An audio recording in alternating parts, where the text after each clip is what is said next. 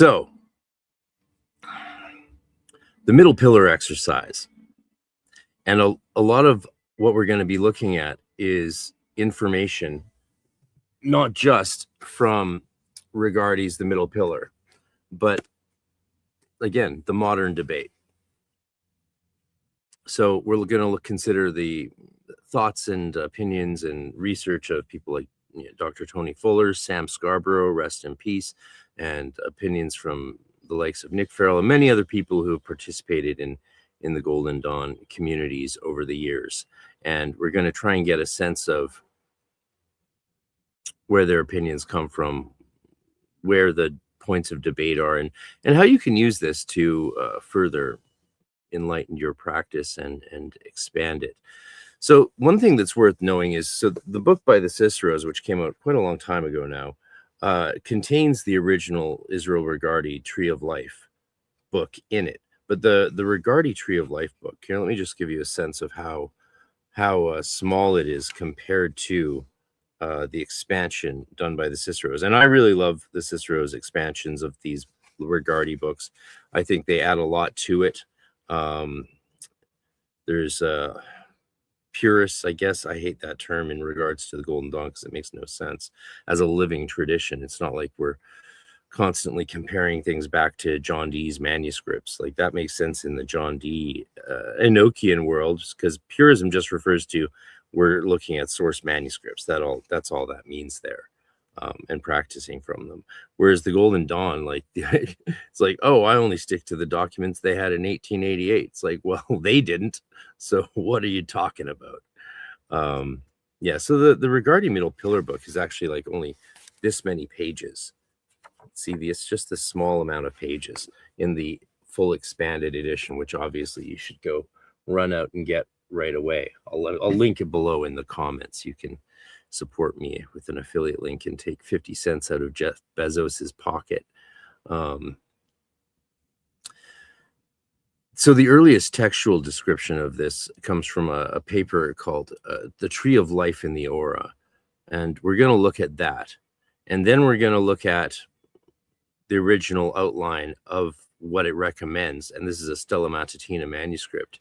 And then we'll look at where this came from, Regardie's own account and the primary sources. We'll look at Scarborough's detailed rebuttal of Tony Fuller. So two different Stella Matutina practices, not one, is what it looks like. And then the circulation debate. Is there a rival traditional method? There's opinions that say yes. People point to John Michael Greer and other authors. And then we'll look at whether this exercise was considered dangerous or grade restricted, and where it sits in the actual training sequence and what common opinions are on that. So there's some points of debate here that we can really get into later on. The 1890s Golden Dawn or the early 1900s Stella Matutina, published circulation, whether it's entirely Regardie's own, and Greer's traditional method claim. Then we'll move into some of the sources and get granular. We'll look at the original manuscript that they're debating as well. And after that, while doing all of this research, I did also grab some of the modern debate points that are popular about the lesser ritual, the Pentagram, aka LBRP, and then its name and structure, and whether it's just a banishing, overuse warning. There's still questions coming in about overuse, so I gathered together the wisdom of some of the greatest Golden Dawn adepts of our age. We'll look at the historical documentation and lineage stuff if you want, and we'll do these expanded sections only if you really want to. Thank you very much for the gift memberships. Jacobus in the house, thank you, brother. Opinions on Frater Xavier. Yeah, he's another acolyte of Liam Thomas Christopher. The only thing I've seen, if anyone thinks there's a good Xavier video to look at, send it to me, link it to me, I'll check it out. But the only times I popped in on what he was talking about was 6 years ago or so. And he was just saying such nonsensical things. It's like, what's the point in even engaging with someone who can't even get the most basic things into their head? Like he said, black magic is related to the black pillar and white magic is related to the white pillar, so you have to balance evil and good magic by knowing when to do which. It's like, that's ridiculous.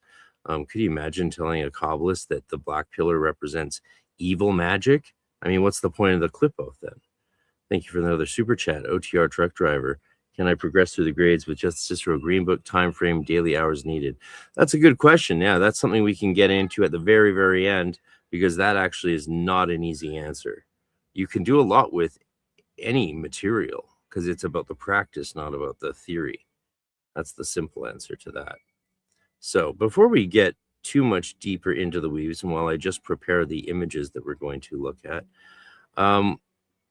check out the online conference and in-person conference that we're doing in Austin, Texas, where I'm doing a whole in-person masterclass for 2 hours with a room full of max 20 people on the lesser ritual of Pentagram, designed not at going into so much the theoretical history and debates around manuscripts and practice, but just helping people do it really well. And it'll be an engagement of ritual in itself, and how to just do ritual better, how to be a better magician, and using that ritual as the model for engaging with it. So that's a workshop I'm doing. There's tons of other workshops happening with an amazing list of presenters. I wrote a little song about it, so check out this song about the upcoming EnokiaCon conference that you should come to, and then we'll dive straight into the middle pillar. I hope this isn't a long one today, but something's telling me like I should, you know.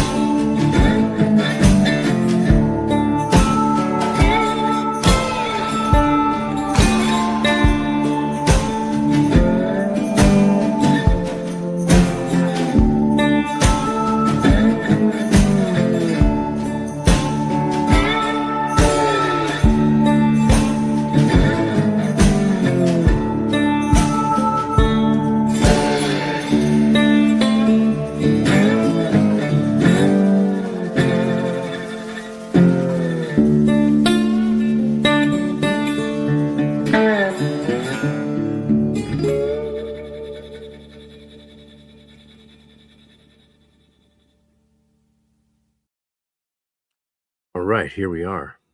Let's dive in.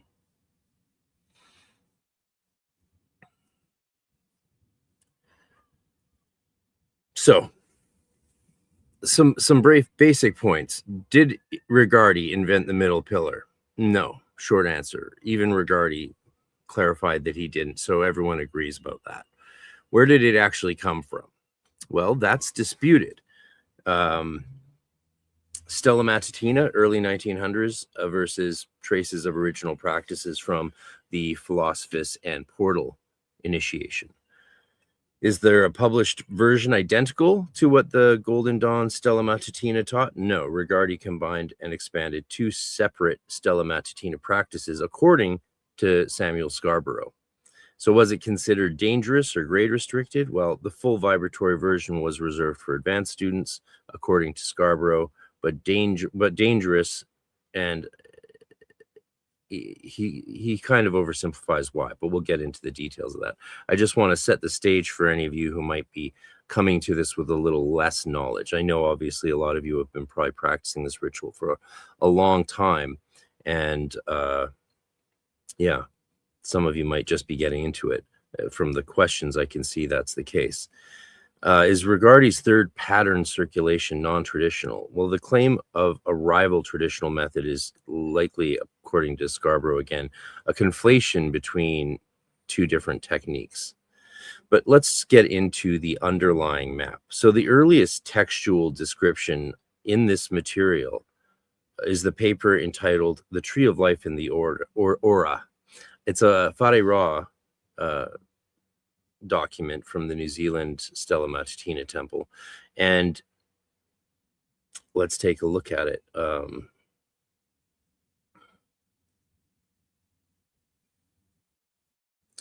we go. So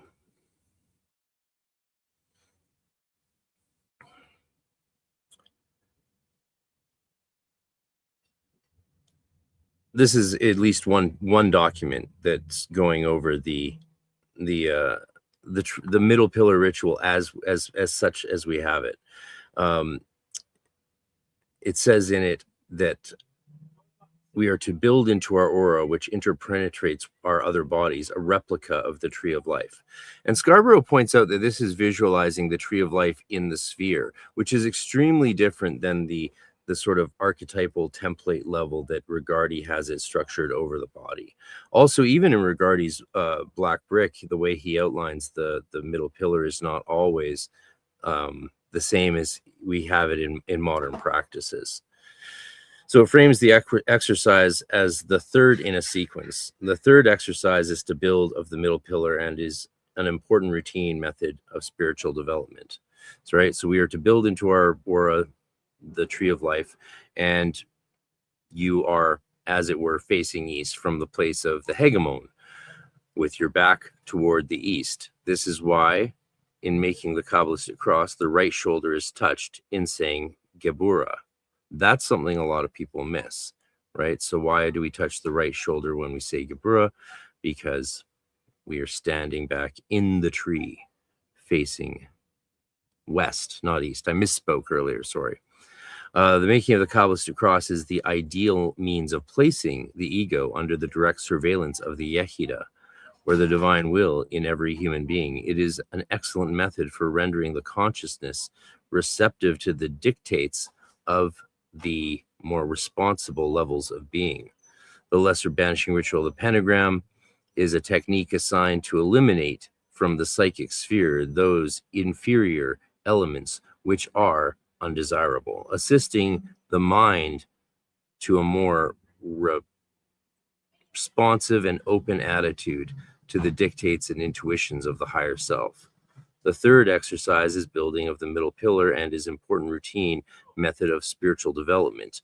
In studying the tree of life, the middle pillar is seen as a series of 5 sephirot arranged in a single upright column. The exercise is the visualization of these circles or spheres of light in various significant parts of the physical body.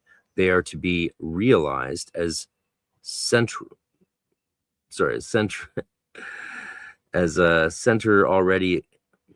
already existent in the human aura, the magnetic field which surrounds and interpenetrates the material body. So, if you're unfamiliar with this material, Keter, above the head, is a brilliant sphere of light. Da'at, the nape of the neck, but sometimes in documents referred to the pineal gland and the entire head even, and it's seen as about 4 inches in diameter, the symbolic link between the higher self and the ego. That's the important sphere of Da'at, neck, or pineal gland and head, depending on what practice you're doing, really. In the middle pillar, we visualize it as the throat usually, but sometimes the whole head. And some exercises talk about the importance of it being equated with the pineal gland.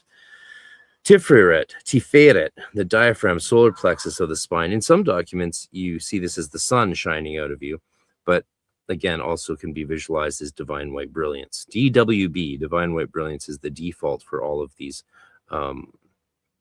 rituals.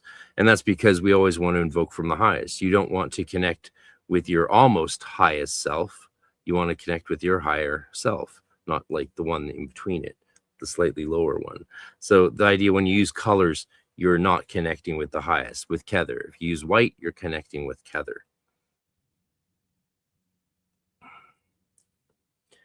Yesod, region of the generative organs, about 6 inches in diameter. And even in Tiferet, it says diaphragm, solar plexus, about 6 inches in diameter. It glows like sunlight. So that's the idea. It's that it glows like sunlight. I usually tell people to visualize that one like sunlight and the others as divine white brilliance. Again, depending on what we're using it for. Yesod, the generative region of the organs. This is the groin, the base of the spine, and it's seen as about 6 inches. Then Malkuth, Malchut, the soles of the feet, the periphery of the ankles. Yeah. So now, where did this exercise actually come from? As you can see on the screen, this is the document, and Tony Fuller states his position. Tony Fuller's position on this is, although it has often been assumed that Regardie created the middle pillar exercise, this has since been proven to be incorrect, and that he derived it from Stella Matutina material, albeit later expanding it into one of his books. That's Tony Fuller from 14th of January 2022.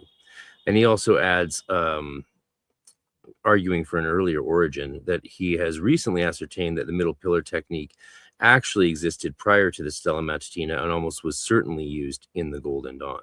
His evidence is a 1902 correspondence between J.W. Brodie Innes, who ran the Scottish temple and also founded the Cromlech temple, which again adepts from both Stella Matutina and AO were members of. Often it seems that they were required to be members of the Cromlech temple. So again, you have in this era of the Golden Dawn, multiple groups with formal boundaries all working together and crossing those boundaries in the great work.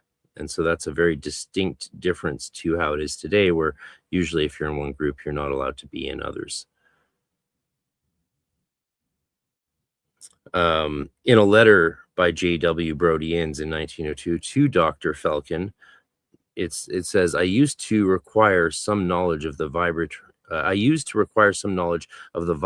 formula of the middle pillar. So the point is, they wouldn't reference a vibratory formula of the middle pillar if there was no middle pillar in the Golden Dawn. So this is Tony's argument, Dr. Fuller's argument, for the middle pillar pre-existing the Stella Matutina. Let's make that very clear. Fuller's own reading of that line is that the implication is clearly that this formula was part of the GD curriculum. See, stated this January 14th, 2022. Now, Regardie's own account, the primary source, and keep the questions and comments coming in, and I will take breaks and get through them all. Regardie's own account, the primary source. So Scarborough has some countervailing evidence that he posted. Again, rest in peace, Sam Scarborough, because he was a great asset to the research and historical study of the Golden Dawn and to students wanting to practice it. He really helped me out a lot when I was trying to get a better grasp on the sequence of historical progressions. And he's the one who convinced me to change a lot of my practice after years of argument. He and I were not really good friends. I tried to be friendly with him, but he had an edge to him, and I didn't take it personally, of course, but he ended up helping me a lot understand the value of some techniques that I didn't see the value of doing them the original way. I thought we had developed beyond them, and he was right. He was right. What can I say? Again, do as you wish, but there is value to these traditions. And it doesn't make you a purist to go back to original material, and it doesn't mean you can't allow that material to develop and grow. Again, this stuff should all meet us where we're at in our life and help us grow from there. Otherwise, it becomes useless and ossified. I think Nick Farrell's really on point when it comes to his opinions about that. And like his opinion is that you should only do the middle pillar for a few months in the higher grades when you're meant to, and then not do it anymore. He has a very radical opinion on the middle pillar. So Scarborough frames this debate differently. He says some have touted that Regardie was the creator or inventor of this technique, and that's just not the truth. He quotes Regardie directly, and this is Regardie's words, and I've just grabbed a few short segments. Regardie says the original documents of the order, dating as far back as 1895 and maybe earlier, do not provide us with a single clue as to the origins of what has come to be known as the middle pillar technique. Regardie says that in the Complete Golden Dawn System of Magic, Volume 3, page 51. He also says then on the same page, it seems to be, as far as I can discover, a specific development of the Stella Matutina, in which case Dr. R. Felkin was its originator. Now, Tony Fuller has his very clear argument against that in the letter to Brodie Innes.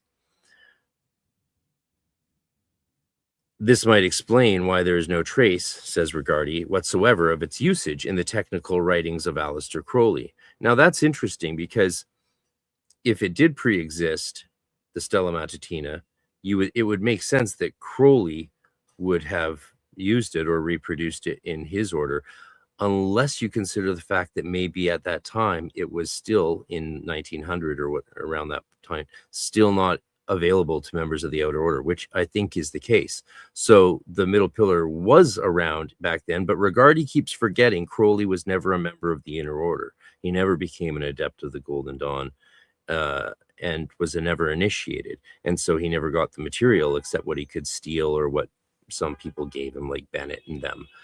So that would explain why the middle pillar and the vibratory formula of the middle pillar would exist in the original Golden Dawn, but Crowley wouldn't have known about it because, again, he was just he didn't get there.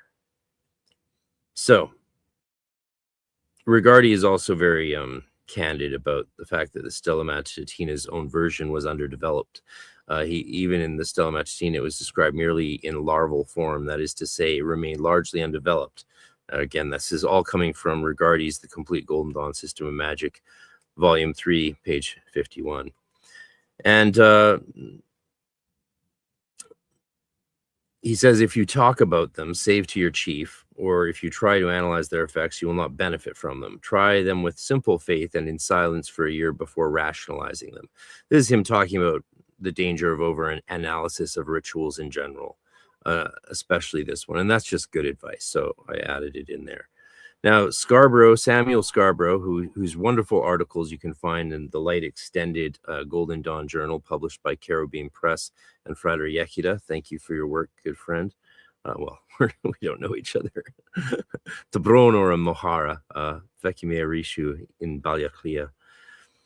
Scarborough's summary is this. Regardie is clear that the middle pillar is a development of the Stella Matutina rather than the original Golden Dawn, and of course does not take credit for its creation. So those are the arguments there. Scarborough's detailed rebuttal of Fuller and to Stella Matutina practices is an interesting thing here that happened. So responding directly to Scarborough says, what Regardie published as his middle pillar exercise is something of his own devising, though it clearly is modeled on 2SM practices, which you see here before you. He describes the first two sources as in the first one in which there was no vibration or divine names. And in the second version, Scarborough says, quote, it was used in the portal as part of the training for that grade. Here, the use of the divine names being vibrated in the buildup of the Gilgalim is per what is usually given by Regardie for his own innovated middle pillar. So crucially, here's the crucial point. He says, according to Scarborough, there is no circulation of force in this portal version as in Regardie's work. So that would imply that Regardie might have completely added that on his own. And again, that's none of this is disparagement. I love the circulation practices and use many different versions of them in my life. So Fuller's letter is genuine evidence that a vibratory formula of the middle pillar existed in GD circles by 1902 or earlier. Scarborough's gives a technical rebuttal that is valid. It's that, Regardie cobbled his practice together from these two Stella Matutina practices, most likely. And the fact that Regardie thought it didn't exist previously because Crowley didn't have it just reminds us that he thought more highly of Crowley than the Golden Dawn did, and saw him as an adept, when in fact he didn't even have the material and the grade work as an adept. And that's why he created the AA. And according to diaries, Crowley left, of course, he did it to destroy the Golden Dawn. And that's why Thelema generally is, by many people's opinion, incompatible with the Golden Dawn. I would argue it's just their religion, let them have their religion. And the counter argument is, yeah, but they're practicing a system that was designed to efface and destroy the Golden Dawn. So how is something designed to destroy the other thing compatible? Right? It's like putting a goldfish in and then putting in a fighting fish, and guess what's going to happen? That would be the argument. I still think that it's reasonable to let someone whose religion is Thelema and if into the Golden Dawn. It really should be a case-by-case basis, because if that person starts trying to understand everything in Crowleyan terms, then they're just wasting their own time. They're just learning two separate competing ideas at once, two contradictory ideas, which are the ideas held in the Golden Dawn, Hermeticism, and then the ideas of Thelema, which is a religion and has its own religious views that are contrary to those of Hermetic spirituality at many stages. Again, a person could just decide to ignore the things that are incompatible, and then they'll be fine, probably. So again, it's still tricky. 3, the circulation of the body of light debate. The circulation debate. Okay, let me jump into some questions first. We've already been going half an hour. Oh, hey, thanks for London. Shout out London. Thanks for the £9.99 sterling. Appreciate it, Martian Gentian. Really enjoying your work and hope you to join you in Prague. Yes, come see us in Prague. It's going to be epic. And occultology's in the house. Good stuff. Just home from work, and we got some. Oh, Michelle, what are you doing there? See, that counts as spam. If you do that, I just got to say, I love my audience, man, and I love all you guys, but like, this sort of thing damages my life. It damages my life. For you, you might be just playing around, but for me, it's like being shoved on the street or spat in my face. It's like, what are you doing? This matters to me. What I do here with all of you matters. I spent my entire day preparing for it, all day, and I get up early. It took me hours just to create the thumbnails. Hours. So please show me a little respect. Thank you. Yes, good question, Stuart Miner. Knowing that the circulation technique is not part of the original ritual. Again, it's not a ritual. This is where we're in completely different territory than we were with the lesser ritual, the pentagram. This is a completely different beast that we are dealing with here. It's not a ritual. There's rituals based on it, but the middle pillar exercises are exercises that were never formalized as rituals, other than what you see here and what you see in the original Golden Dawn Philosophist portal, perhaps. Again, very arguable. So anyway, let's not be too pedantic, just a little. Knowing that the circulation technique is not part of the original practice, we'll say, and then thinking about what Regardie went on to do with the circulation in his book, The Middle Pillar, is kind of wild. Yeah, actually, I think so. And I really, again, it's been a very powerful practice for me in my life. And when it comes to that, you don't really need to know more than that. If there's, you don't really need to. One thing I noticed, I think some people notice also when meeting me and hanging out with me, is in real life, and especially with my students, how I advise people or encourage people or suggest they do their practices is very different than the scholarly, pedantic hat I wear when doing these historical analyses. Also, even when I'm analyzing spiritual practices, I'm doing it somewhat from a slightly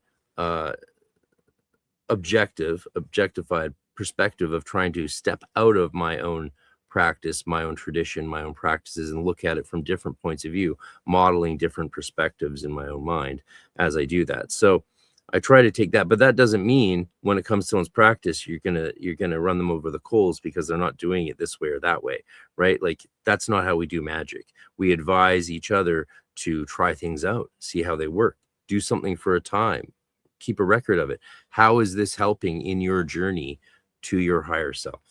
That's what's interesting to us. All right. When I get tired of talking, and we're going to go hard as long as we can with me talking it and doing this analysis, and then when I have a video for us to watch together or enjoy, we will enjoy this one very much. And it's not in any kind of rage baity type way either. We'll enjoy this as lovers of this practice and of Israel Regardie. Now, so I'm giving it away, which is fine. Let me go see if there's any other comments I missed before we move on, because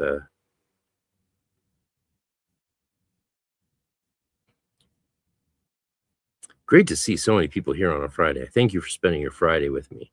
And sorry for being muted at the beginning. That was put so much prep into like a sequence at the beginning of the live stream so that it's starts smoothly for people rewatching it. But that all got shot to hell by the wrong microphone trying to read my voice. All right, Houston, Texas, Connecticut.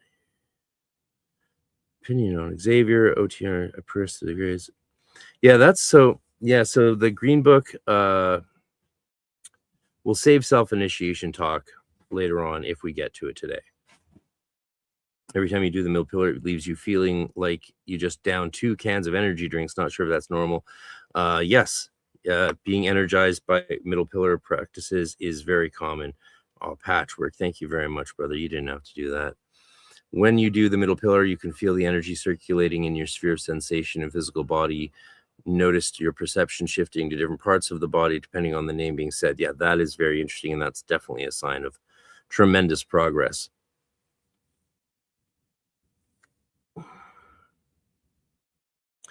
Hidden Keys says, I was hooked after doing the middle pillar for the first time. Good. I mean, that's the thing. I mean, it's hard to say a ritual should only be done for a few months and then not anymore when it's so effective, right? So again, mileage may vary, and what works for one may not necessarily be ideal for another. And what all did you miss? You just got here. Oh, you didn't miss much at all. You were reading about Haru. Good. Yes. East is blue. East is not blue. Let's go. Yeah, let's go. All right. I think I'm almost through the comments here.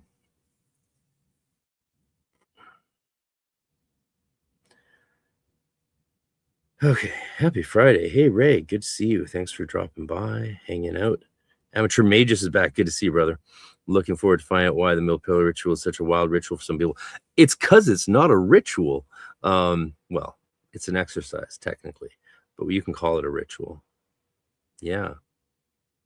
I don't know who you are, but thanks for the donation. Much appreciated. And I'm sure we've already hit the next requirement to get a new emoji. So if you have any good ideas for special emojis, let me know, because I'm pretty sure we've already hit the number. Actually, if we haven't hit the number, I think we're close. Let me actually quickly here you go. Wait.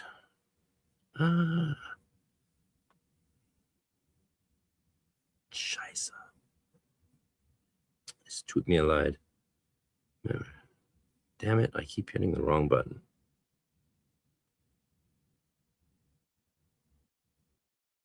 All right, okay, I can't do that. Yeah, hit that like button, hit the notification bell. Okay, let's get back to it. I just deleted, shut down all my notes by accident. All right.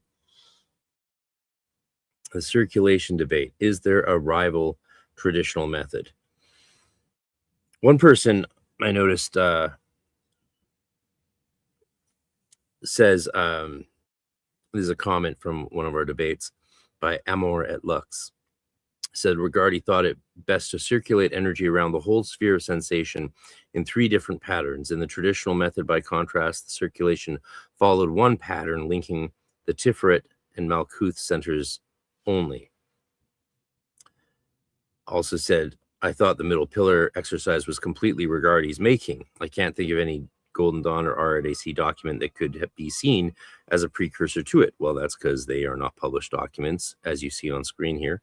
That is not published. It will be by the time we're done this stream, it will be published, not by us. I mean, you know, these things are being put out by Yekida, and with editing and comparing it to different manuscripts, they're doing a good job. So we don't have to worry about that anymore. Just keep buying Frater Yekida and Carabin Press's books, and you'll get all the good stuff you need.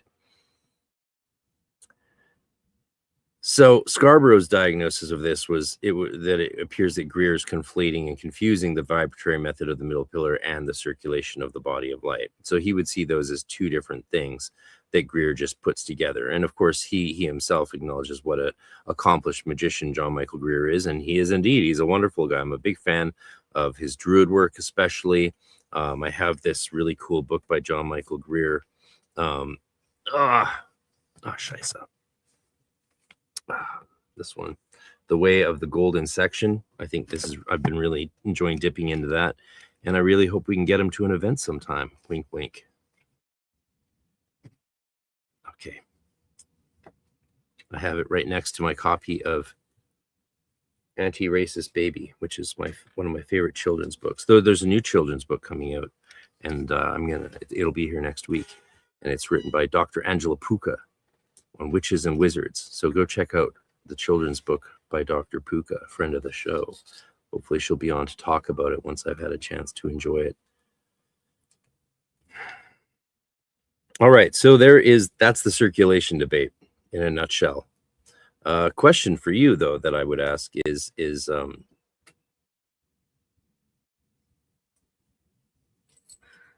whether you think that the Tiferet to Malkut only circulation is a textual error or an unseen oral tradition source. What do you think? So, was this considered a dangerous or grade restricted practice? One person said, one opinion is that in their view, Francis Israel Regardie made a mistake when he published the middle pillar. This fellow says, I heard it was considered so dangerous in terms of risk of etheric balance that no one in the GD below 5.6 was permitted to use it in its full form. Sam Scarborough's opinion on this is that the Kabbalistic cross is used to balance out that force brought down, and then the aura is visualized in an oval egg shape as clear and pulsating with the glow of Tiferet. That's something I would write down in your diary if I were you. Further, the aura can be hardened as a form of defense against psychic vampirism and that sort of thing. So where does it sit in the actual training sequence? Tony Fuller states that Regardie did not create the middle pillar exercise. It was part of the portal curriculum issued to him by the Hermes Temple. And so in this case, the middle pillar is simply part of the curriculum, and as such, it proceeds from establishing the Tree of Life in the Aura. So this Tree of Life in the Aura document would precede practicing of the middle pillar exercise. And of course, Tony Fuller also says Regardie in later years subsequently expanded at length on the exercise and published a complete book on it.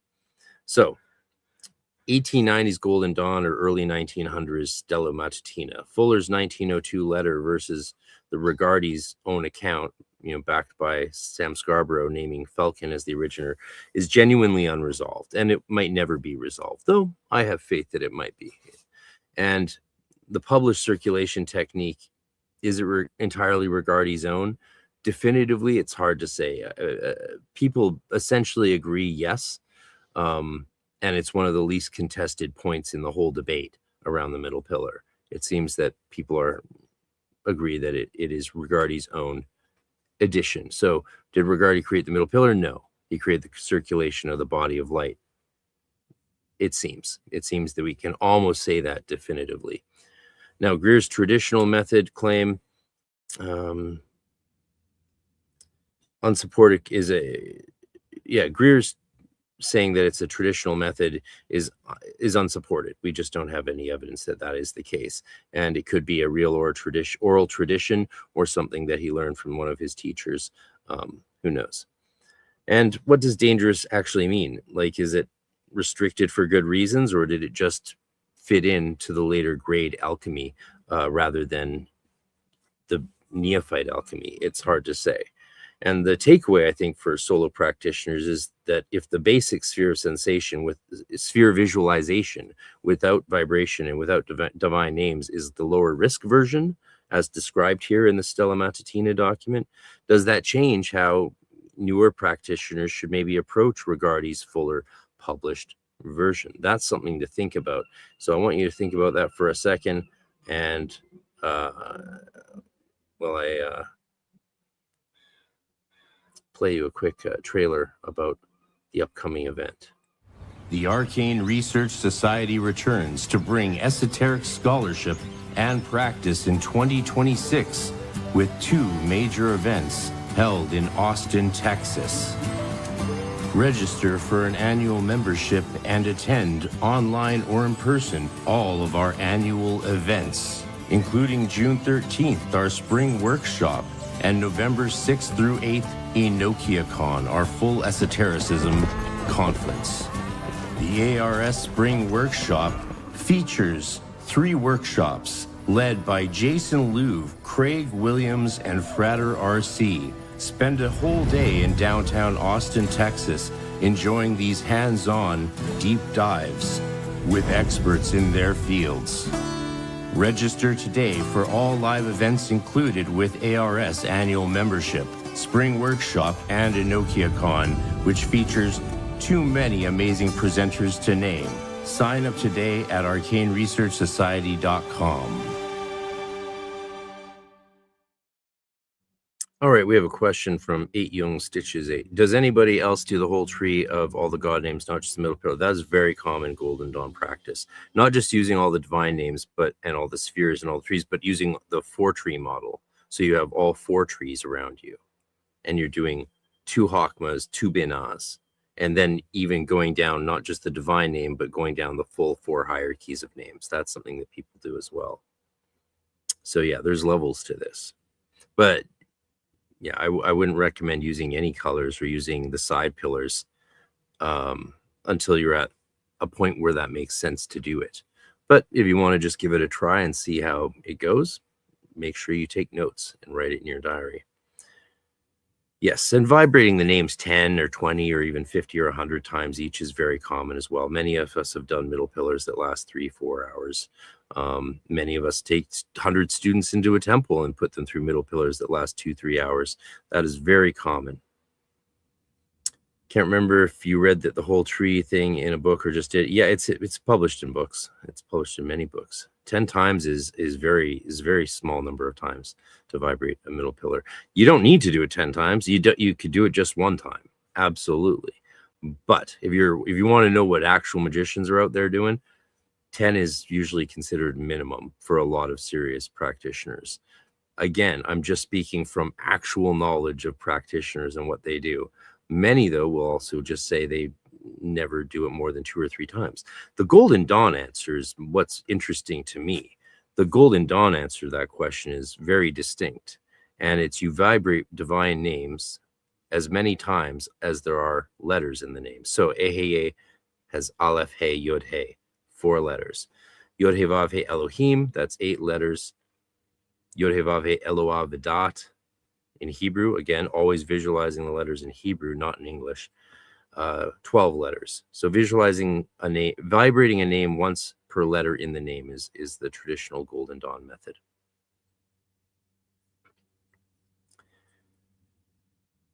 So, yeah, there's some debate points. 1 second.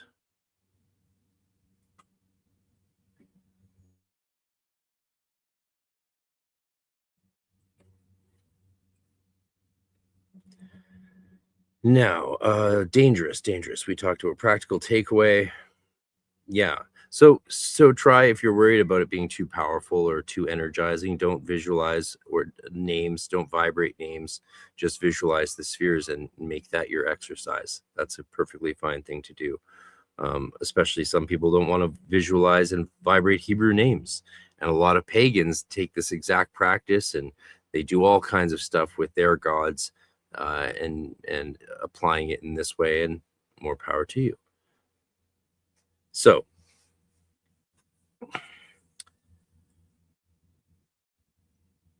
Tony Fuller claims the middle pillar existed prior to the Stella Matutina because in 1902, Brody Innes and the wrote to Falcon, and the letter seems to prove that. There's two Stella Matutina versions, as we see here, and that's what Sam Scarborough seems to argue is the evidence of it not being a singular ritual, but a series of exercises, and that's obviously the case. So we got through a lot of it pretty quickly. I didn't really belabor this too much because it took so long to put all this together. So that's the brief synopsis of it. But we're going to get more into it. And in the four worlds, yes, and in the four worlds. So, you know, when you vibrate Kether, you're vibrating Ehyeh, and then you're vibrating, you know, once per Hebrew letter, Aleph, Hey, Yod, Hey, visualizing the Aleph, the Hey, the Yod, Hey. Then you do Metatron. Then you do Chayot HaKadesh, and then you do Rashid HaGilgalim, and you do those names one vibration per Hebrew letter, visualizing the letters, and you can do that as many times as you want, of course. Well, no. Do the practice as many times as you want, and do it for all spheres if you want. I don't recommend this to my Golden Dawn students because they're doing Golden Dawn training, and these things come at certain times in certain places, and generally not in the outer order, because either it's a distraction from the main work that you should be doing, or you're going to burn someone out, overload them, or some other problem might occur, and all kinds of problems can occur. Let's go from the Stella Matutina to the era beyond, to the man himself, the one and only Israel Francis Regardie. Francis Israel Regardie? Yeah, Francis Israel Regardie. The middle pillar. Take a seated position.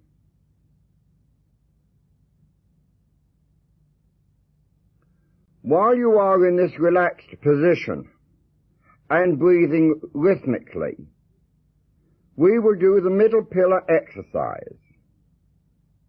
Sit upright in your chair.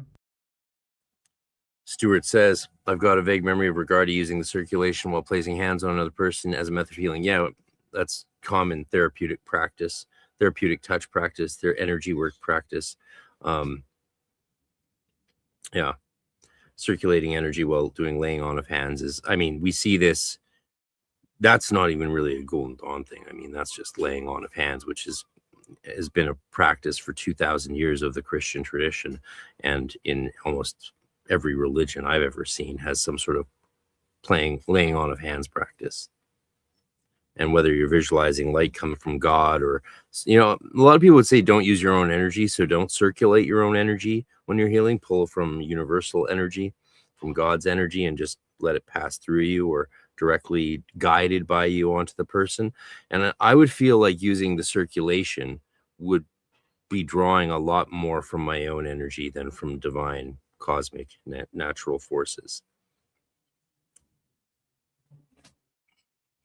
Okay, connecting what to the middle pillar exercise? What stands out? Oh yes, yeah, that's actually a really good point. Connecting Both the circulation. Feet on the floor, alert, but fully relaxed. Join with me in this invocation. O Lord of the universe, the vast and the mighty one, ruler of the light and the darkness, we adore thee and we invoke thee. Look thou with favour upon me, who now standeth before thee, and grant thine aid unto the highest aspirations of my soul, that I may be enabled to accomplish the great work, to the glory of thine ineffable name. Amen.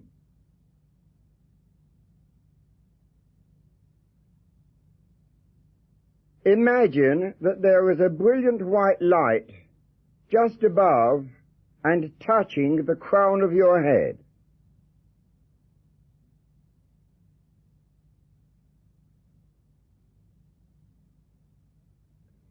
This bright sphere of light has the diameter of a small dinner plate or a salad plate.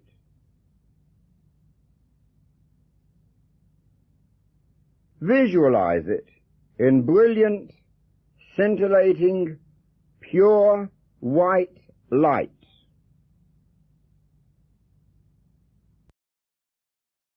Patchwork, thank you for the donation, brother. You don't have to do that, but I appreciate it.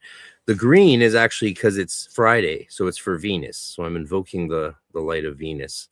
And the red is the flashing color of Venus, and therefore activates the green of Venus. So you don't want to confuse planetary colors with Sephirotic colors, but obviously those two sphera do relate to these colors, and they all tie together in the Golden Dawn way of thinking of things. So it is like Gevura on Netzach, and you see Gevura line up with Netzach across Tiferet. So there's a mystery in there for sure. The Golden Dawn color system is something I really love, and it's one of the things that people misunderstand, I think, the most. And that could be sorted out in several ways, probably with just a little psychedelic journey into nature, and you'll all of a sudden realize colors are more than colors.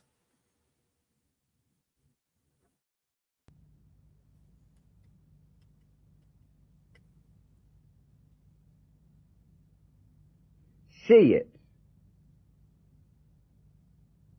Imagine it. Picture this whirling sphere of light and vividly sense it as vibrating, revolving, radiating.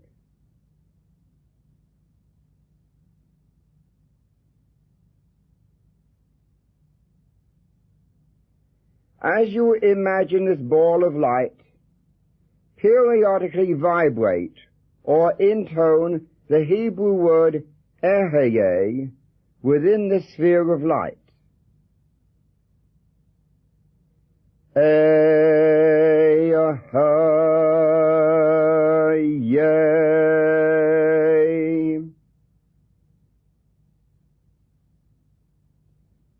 The vibration of this divine name will be found a great help to your concentration. Direct the vibrations of the name into this sphere of brilliant white light. Ehyeh.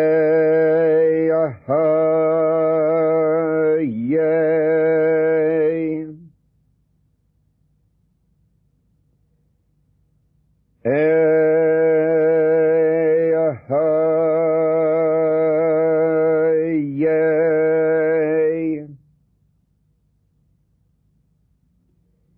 Your mind may wander. If it does, gently lead it back to the contemplation of this center.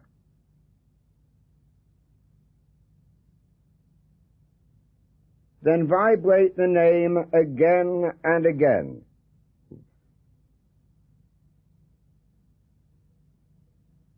Ehyeh. Ehyeh.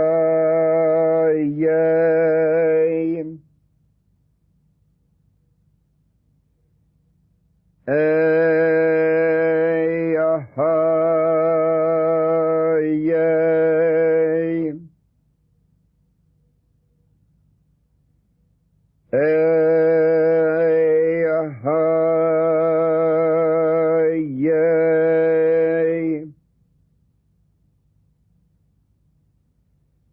Now imagine that from this brilliant white sphere, a radiant shaft of light is emitted, which descends through the skull and brain, stopping at the throat.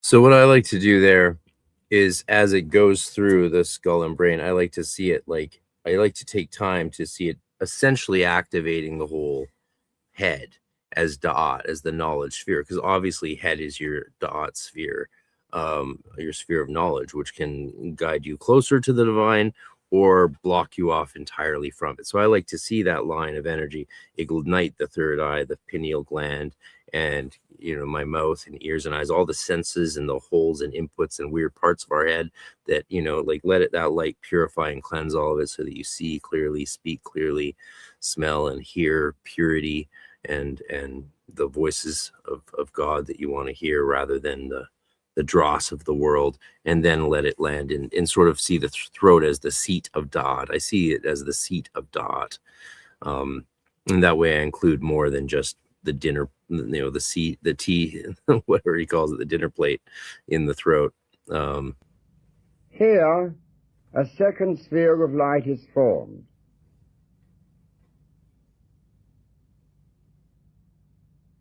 Again, this sphere is about the size of a small dinner plate or salad plate, and includes the throat and the lowest portion of the face.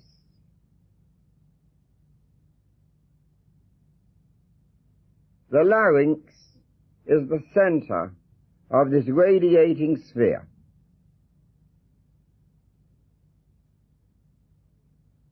The divine name is Jehovah. So he really does see this as the center, and then it covers part. Maybe the dinner plate's big enough to cover your pineal gland, but not your brain. If you want to do it that way, then you can do it that way. I like to keep sort of the chest free for Tiferet and the sunlight of Tiferet, and just make more the dinner plate centered around my head. That's what I personally prefer to do. Yeah. I had a good reason why. I had another reason why, but I can't remember. It just slipped my mind. Oh, Elohim. Yehovah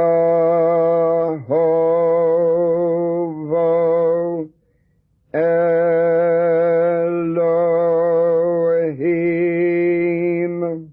So it's important to note that we don't do that in the Golden Dawn. He didn't learn that in the Golden Dawn. He learned that from Aleister Crowley. That's what Crowley does, is to say Yehoah instead of Yod-He Vav-He. So that's a thelemic practice, not a Golden Dawn practice.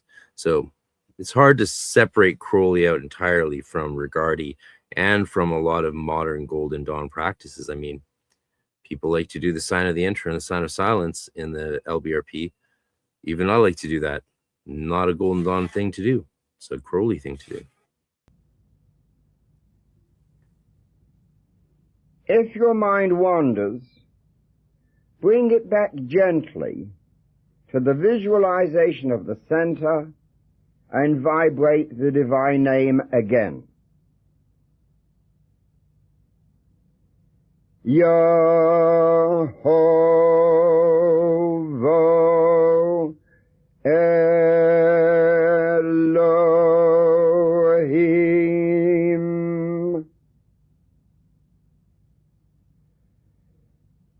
Mentally direct the vibration of the name to the center itself, so that it feels as if the name vibrates within the sphere of scintillating white light. Yehovah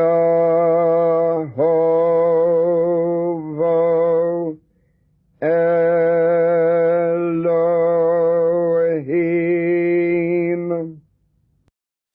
Yeah, I like his vibration. Believe it or not, I've never actually watched this video before. So I should have said that earlier, so you'd be more excited to watch it with me. It's my first time watching it and listening to Regardie go over this. I've heard some of Regardie's stuff over the years, but I never got keen enough to listen to all of them. As you could tell, he talks very slowly and gives only tidbits of information. But this is interesting. So yeah, the Yod-He Vav-He, we'd vibrate Yod-He. Well, I can't vibrate because the audio is on noise reduction. But anyway, yeah, there's some nice vibrato and tonality you can hear. He has put time into developing it.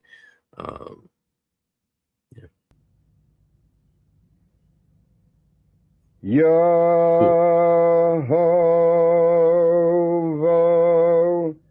Elohim.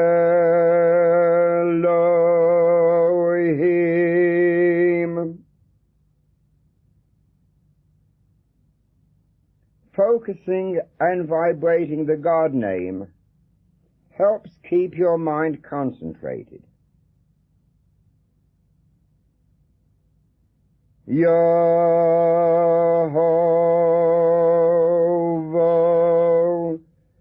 Elohim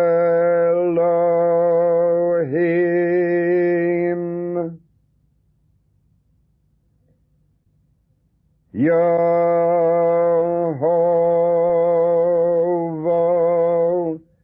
Elohim.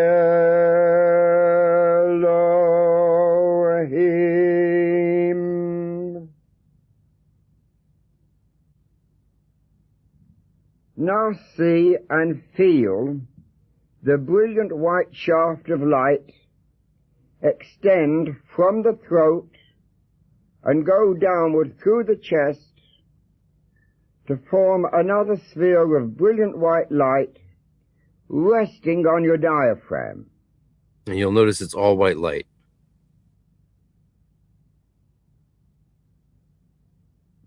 Maintain the sharpest visualization. Sense it. Feel it. The actual result is unmistakable when you acquire it. It is a real physical sensation. Vibrate the name. Yehovah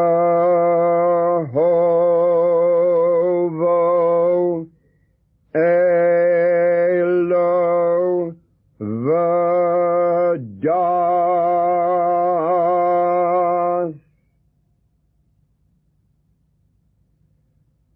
Yehovah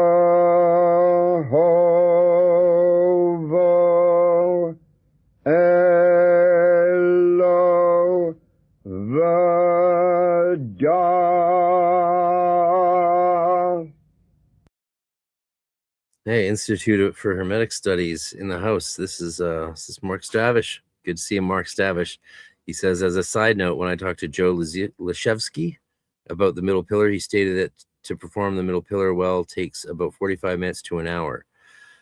I mean, yeah, I was in a particular order that really, spent a lot of time doing middle pillars. Like, I think my second class, I did a 3-hour middle pillar with my back against the wall in a seated position. We called it the Reichian position, like after Wilhelm Reich, whose work I liked, but now I know more about his actual life. I'm very sad to see what that guy did with his life.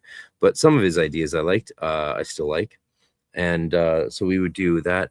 Like, that was the whole class. And so, I think I did like 20 or 30 vibrations per Sephira. And it took the whole class. And I was just alone in the temple doing it. And just, they came up and checked on me from time to time to see how it was going. And like, my feet and legs were shaking. But afterwards, I experienced something I'd never experienced before. And so that was worth it. And yeah, I think it's good to put a lot of time into middle pillars, but I really definitely think it's very dangerous to overvalue them and put too much stock in them. We see that problem in Liam Thomas Christopher's book, The Kabbalah, Magic, and the Great Work of Transformation. I mean, people are still arguing today, trying to tell us it's Golden Dawn, but yeah, sorry, you can't just change things. However, he's no more Golden Dawn than Crowley's AA system is Golden Dawn, and it's not at all Golden Dawn. It's just do your own thing, but take ownership of it. It's kind of cowardly to speciate something and then say it is that thing when you've made your own thing. It's like take some pride in your own work and say, yeah, this is what I've done. It's different, but it's mine. Be proud of what you do. Don't try and sell it by saying, oh no, it's just like it's this old thing. It's this thing that but better, but improved, even better. Like, I'm better than what I learned from. I hate that stuff. Yeah, it wasn't meant to be rushed through. It certainly shouldn't be rushed through. Even if it's better to do one vibration per sphere, in my opinion, and visualize each thing as best you can in a short period of time with your full focus than to do it over a long period of time with partial focus or being distracted. But sometimes, again, I like John Michael Greer's opinion on this stuff. Keep practicing and you'll figure it out. Amateur mages, what do you have to say on this? As someone who's been through Liam's book, per my own research, it's not Golden Dawn at all. It's a very different system. Thank you. Thank you. Please help in the Facebook debate that's raging on even today. Throw that out there if you want, or not. Avoid the drama. Probably healthier. And yeah, there's people take it like it's this insult. It's not an insult. Like, yeah, there's so much to say on that, but I've already said so much on it. I don't want to say more. I want to analyze Regardie's middle pillar. Let's do it. Hovo elo vadas.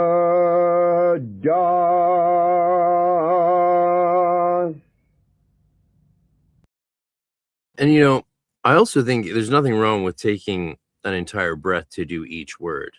The Yod He Vav He, Eloah, and the Vedat. Though technically Vedat is 2 words, and you know, Yod He Vav He isn't really a word.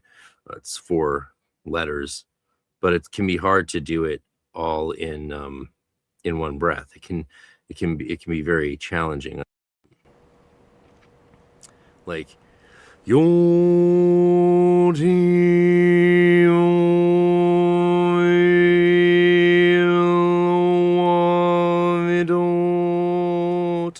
You can do it. You're out of breath at the end. But if I took a full breath for each word, it would take forever to get through that Sephirah, because it would be Yod He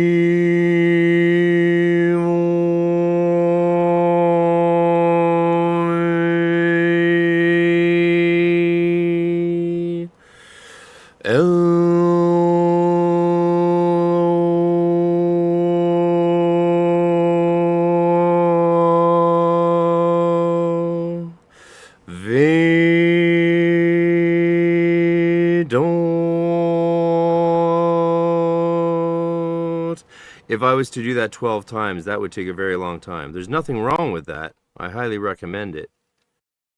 But yeah, I can see why he uses separate breaths for each. Again, visualize this sphere of light encompassing the whole chest, resting on the solar plexus.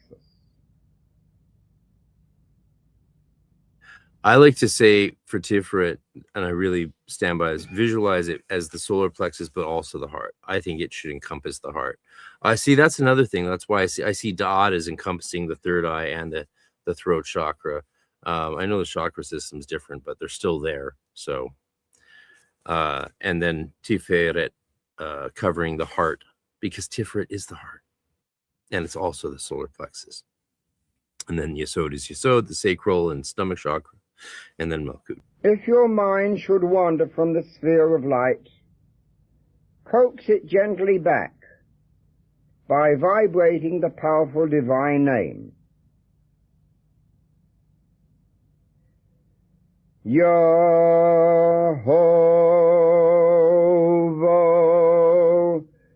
Elovadah.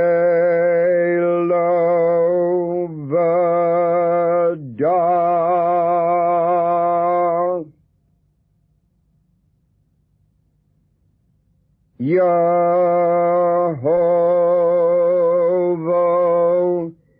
Elovadah.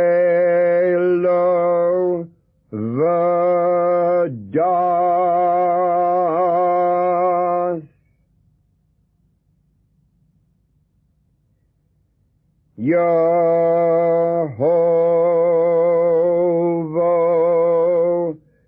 Elovadah.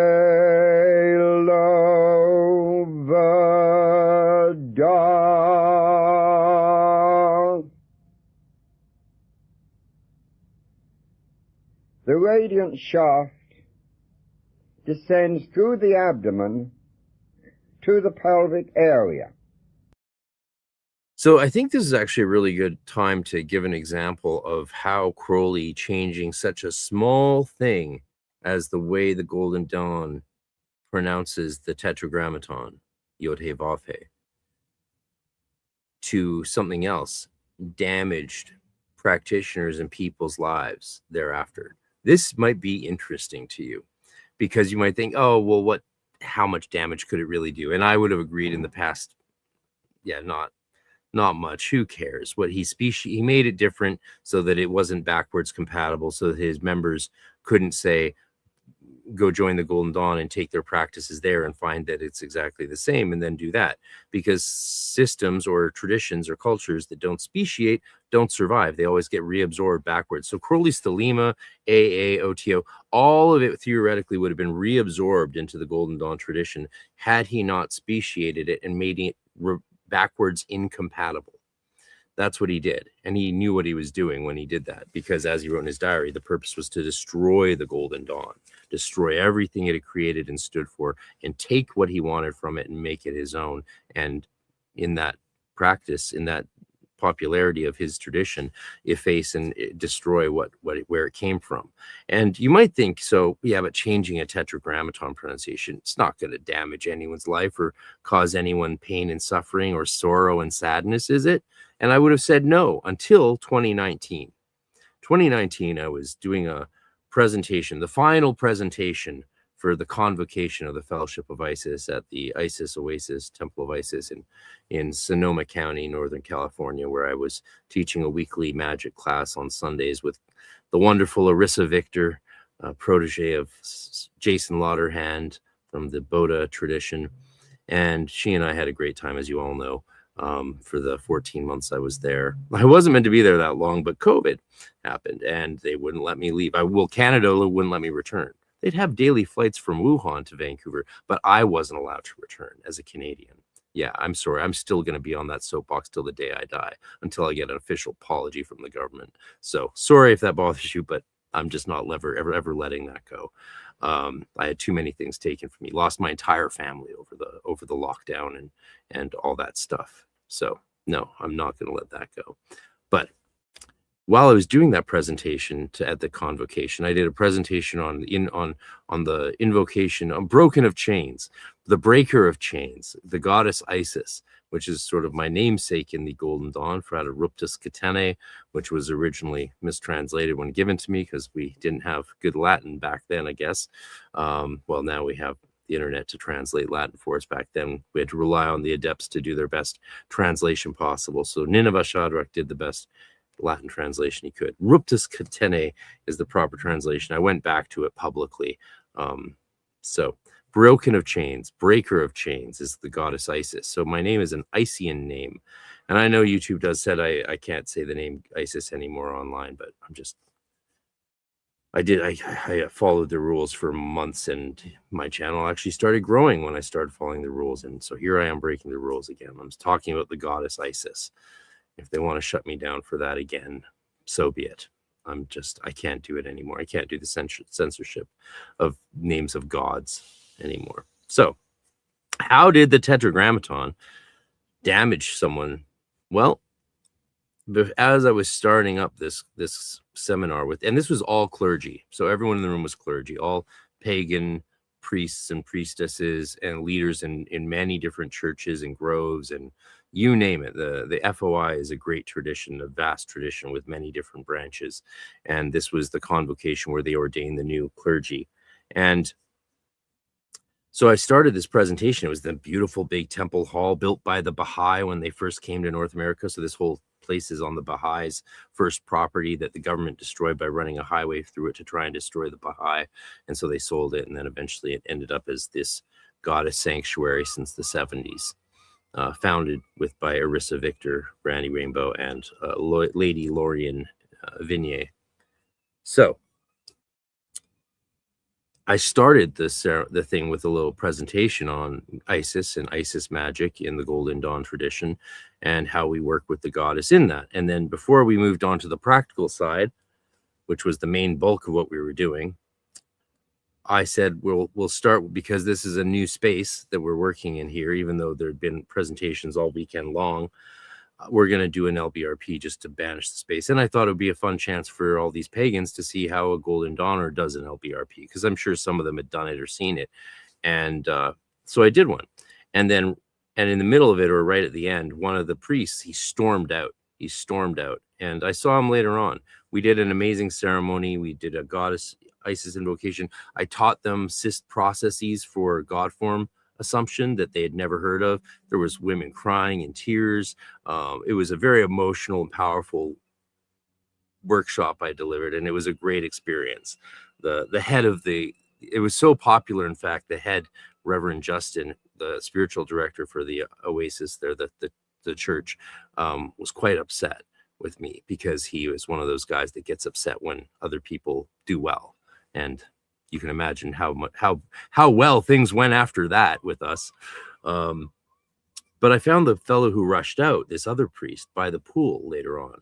He was hanging out there with a few other clergy. And I said, hey, you left the lecture. Why did you do that? He's like, well, I just can't be around ignorant people who don't know the things that they're talking about. And I couldn't believe how ignorant you are of what you're practicing, and you just don't know what you're doing. And I'm not going to waste my time learning from someone who doesn't know what they're talking about and is ignorant, because it's just nonsense.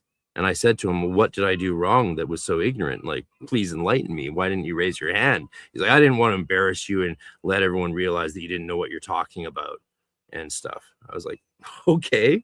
We're chilling by the pool, and it's a beautiful sunny day in Northern California. So I wasn't worried at all. I was just curious. And also I just crushed it in front of, 70 clergy.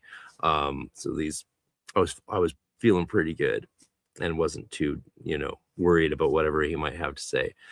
And then he tells me it's when I vibrated Yod He Vav He. He said he knew that meant that his teacher had taught him, anyone who does that is an idiot and is stupid and learned the wrong thing and doesn't know what they're talking about. So he's like, the fact that you think that that is how you do the LBRP, vibrating Yod He Vav He, shows that you're uninitiated and just an idiot. He told me these things, that I was stupid and uneducated and dumb and fucking loser. He basically told me all that. I took it in step, and I proceeded to then tell him what you all would assume I would tell him about the history of the Golden Dawn and Aleister Crowley, and how Aleister Crowley decided to change things and speciate them. And I didn't have to say much before he realized he had made a mistake. And I think by the end, he was almost in tears, because everyone started filtering up to the pool area and telling him what a great, amazing presentation and how life-changing it was. All these priests and priestesses of Isis had never learned how to do a god form of Isis before. So I just gave them a tremendous gift by doing that. And then the invocation, again, had people in tears, and it was just powerful. It was one of the most talked about presentations of the convocation. And when he realized what he had missed out on, he was devastated. He was like, could you do it again? I'm like, no, we can't. I'm happy to do work with you sometime, but I just did a 3-hour thing. And you could have been there, but you stormed out because I was an idiot who didn't know what he's doing, because of Aleister Crowley said so. And because whoever Crowley, and everyone who learned Crowley's method, passed that on. This is what happened. So there you go. Crowley doing damage far beyond the grave. That person lost a chance to do an amazing ritual with all of us, because Crowley has spent his life telling people that, the Golden Dawn is wrong. He's right. And anyone who disagrees is stupid. And so there you go. You can see the damage people do by maliciously behaving and changing things and trying to make it. It's the same shit that Thomas Christopher does, that he's doing, in my opinion. It's the same stuff. And it has the same catastrophic cascade effect. And it's why it's important for us to maybe not be so selfish and tell people that I have the right way and everyone else who's the wrong way is stupid, and you should ignore them and shun them. Shun those people. Anyone who doesn't say, those are cult mentality leaders, people who talk like that. And that's what I want us to be aware of. So this was quite a detour in the thing. But anyway, it's a really interesting example of how someone doing one little malicious change for evil reasons can cause someone 100 years later, or almost 100 years later, to suffer. And this guy was so embarrassed that he had said these things about me to my face, when he was the one who didn't know what he was talking about. So Crowley is hurting people, many people, from the grave. It's remarkable, really, what he's managed to do. Where another white ball of brilliant white light is to be visualized.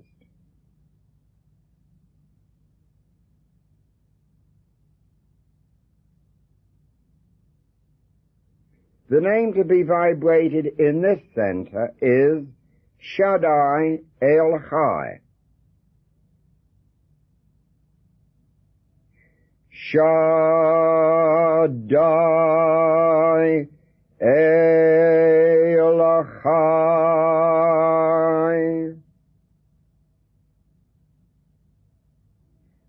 Shaddai El Chai.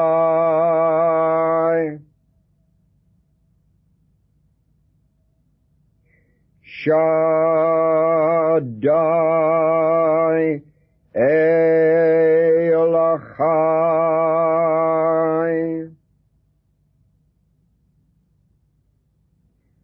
Vibrate the divine name frequently to facilitate concentration.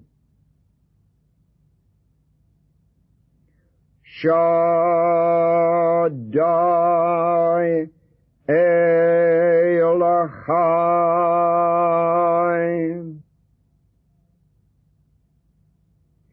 Shaddai El Chai.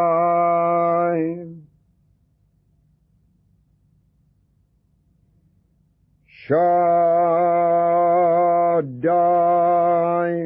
El Chai.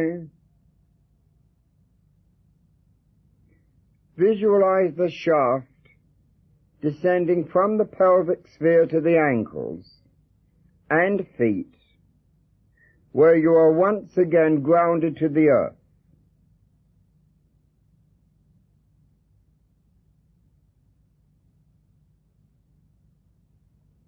Here, it forms another sphere of pure, scintillating white light.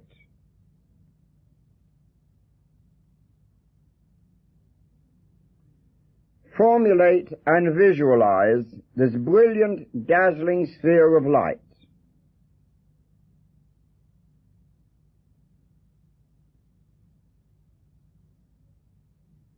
Vibrate the divine name Adonai Haaretz.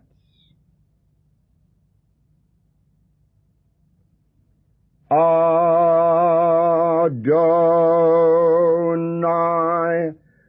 Haaretz.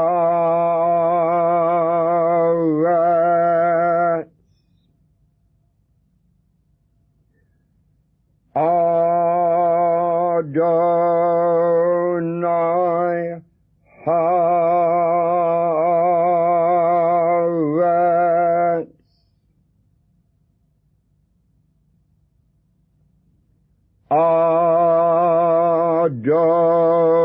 Adonai Haaretz.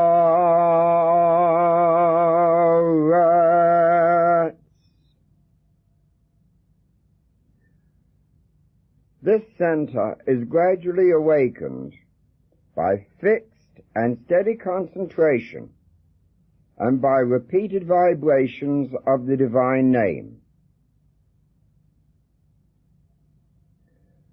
Adonai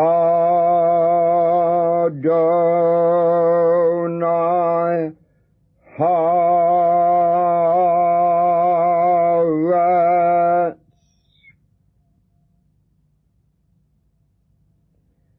Adonai Haaretz.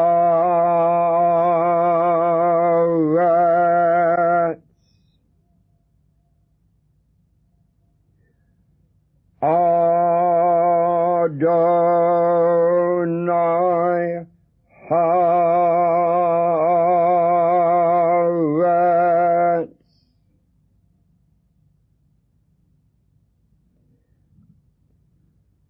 Pause for a moment.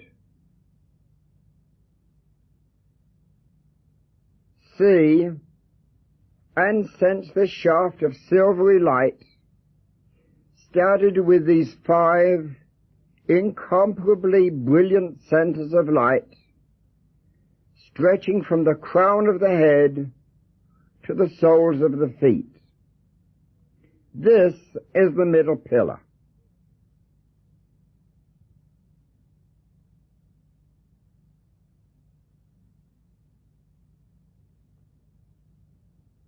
Move your imagination back to the crown of the head, to the white sphere of light corresponding to Ketha on the tree of life.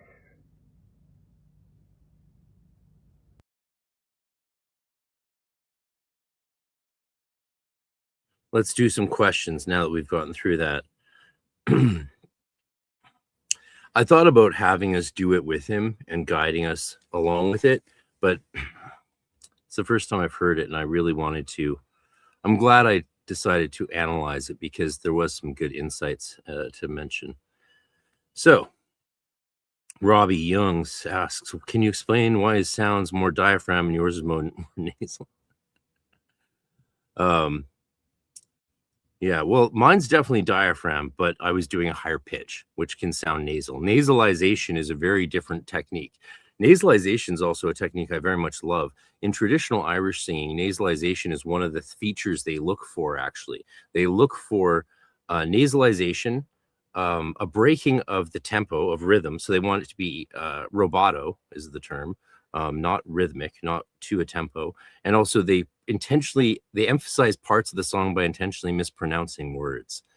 So nasalization is actually considered a good thing in Irish music, unlike the classical music where that would be a no-no. So yeah, I'm vibrating higher. Also, microphone use, microphone placement. So my mic is way up top, and that'll create a more nasal sound. If you put the mic down here, for example, let me just demonstrate.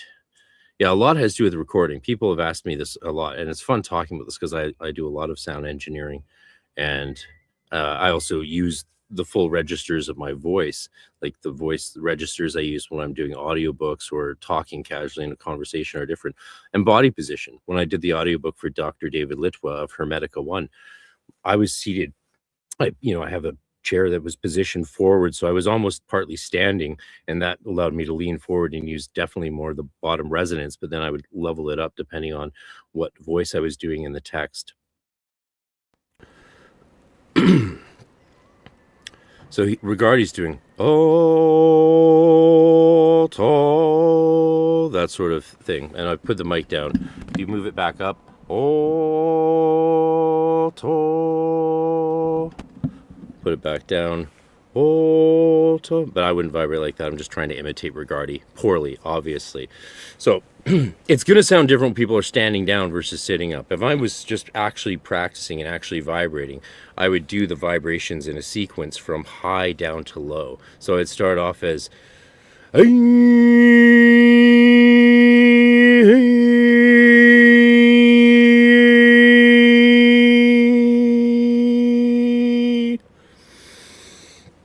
then I would go down and down and down. The last one would probably sound something closer to this.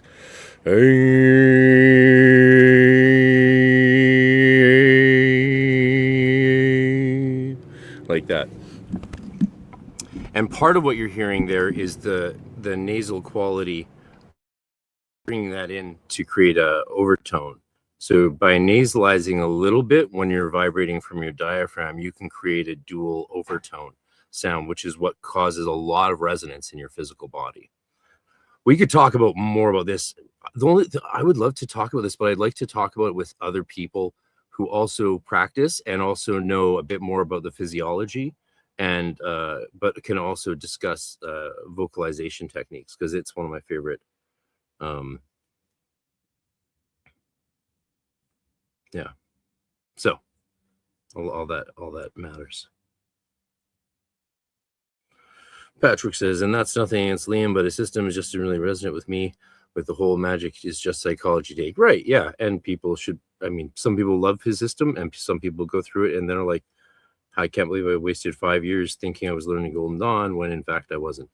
Lord of Ness says, what about the exercise of the 3 pillars in Chick Cicero's books where you activate all the Sephira of the Order and the pronunciation Yod He Vav He Ber Regardie? Well, I already covered that, and I already answered both those questions earlier. If you just showed up, they've already been answered. So you can go back and hear those answers. We talked about those. Kadesh, yeah.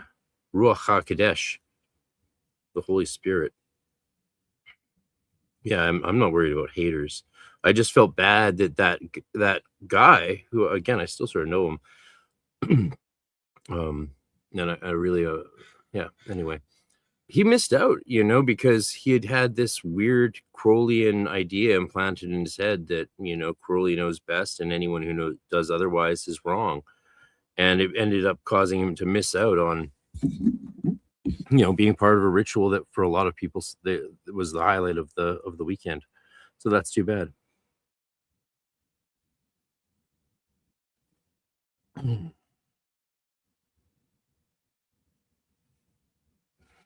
Microcosmic orbit circulation crucial.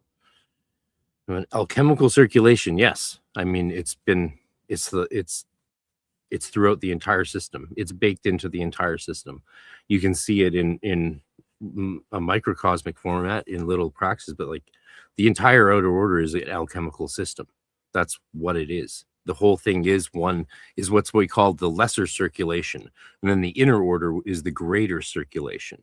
The lesser circulation can be done in a lifetime. The greater circulation takes lifetimes. So you shall chemical alchemics. Yeah, cool. That's cool. 3 pillars. Well, like so with the 3 pillar thing, like I was saying, like we there's the 4 tree one where you have 1 Kether, but you have 2 Hakma, 2 Binah, and so you have 4 trees. It's the 4 tree. That's the tree of life in the pillar. But if you actually do the middle pillar with the tree of life in the pillar, the sphere projected into the spheres are not where you think they are. And I don't know how much value you might get out of that, but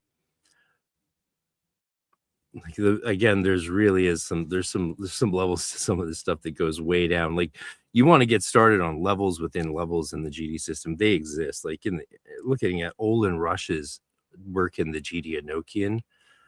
Like if I wanted to really get into that would be 5 years right there just to do that, just to look at that. It's amazing. There's so many avenues for you to explore once you get the basics under your belt.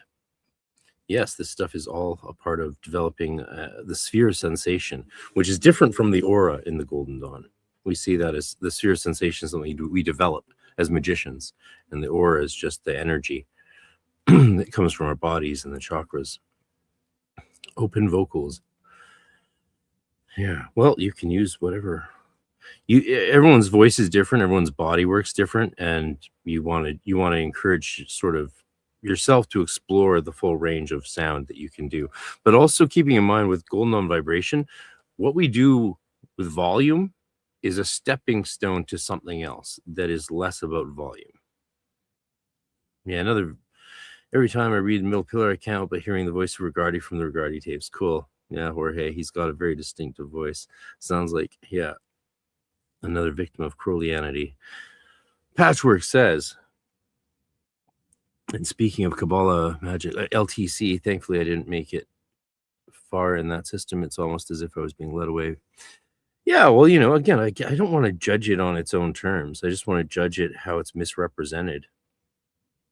On its own terms, I'm sure it's best represented by the people who enjoy it and the students of it. And why would you take anything away from them? But when they come to you and they say, hey, I want to get inner order, become an adept in the Golden Dawn, and they find out they have to start over, I don't know what to tell you. It's like you haven't learned the things I need you to know to go through 5-6. I don't know what else to tell you. And you haven't been through the process. The process he teaches is not the same process. It is definitively speciated different.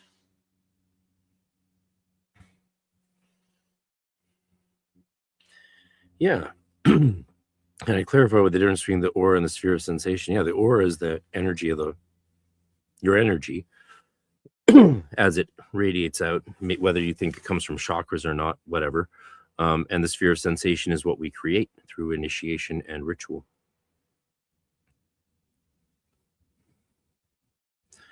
Patchwork. Yeah, exactly how it works. Some people, but not.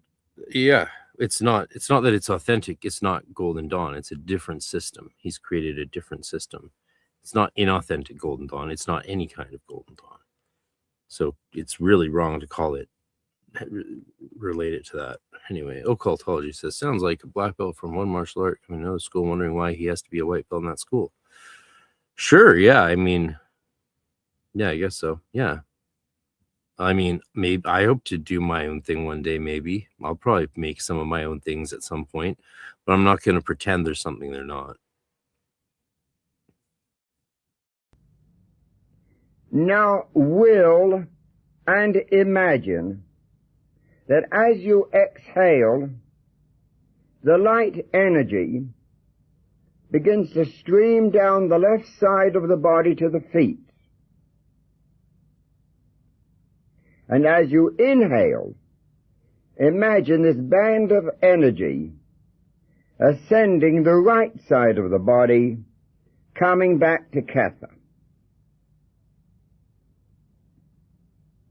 Visualize the psycho-spiritual energy as a band of light radiation extending out some distance from the body. It moves down the left side as you exhale, up the right as you inhale. Let this psychic circulation flow evenly to the rhythm of the breath. This is the advantage of having learned rhythmic breathing before. Inhale, up the right side. Exhale, down the left, in rhythm with the breathing. Inhale, up the right side. Exhale, the energy flows down the left side. Inhale, the energy flows up the right. Exhale, the energy flows down the left. Inhale, exhale. Inhale, exhale. Visualize the energy flow now changing direction. As you exhale now, the energy moves down the front of the body, turning under the soles of the feet and ascending up the back as you inhale. As you exhale, the energy flows down in the front. Inhale, the energy flows up the back. Exhale, it flows down. Inhale, it flows up. Exhale, down the front.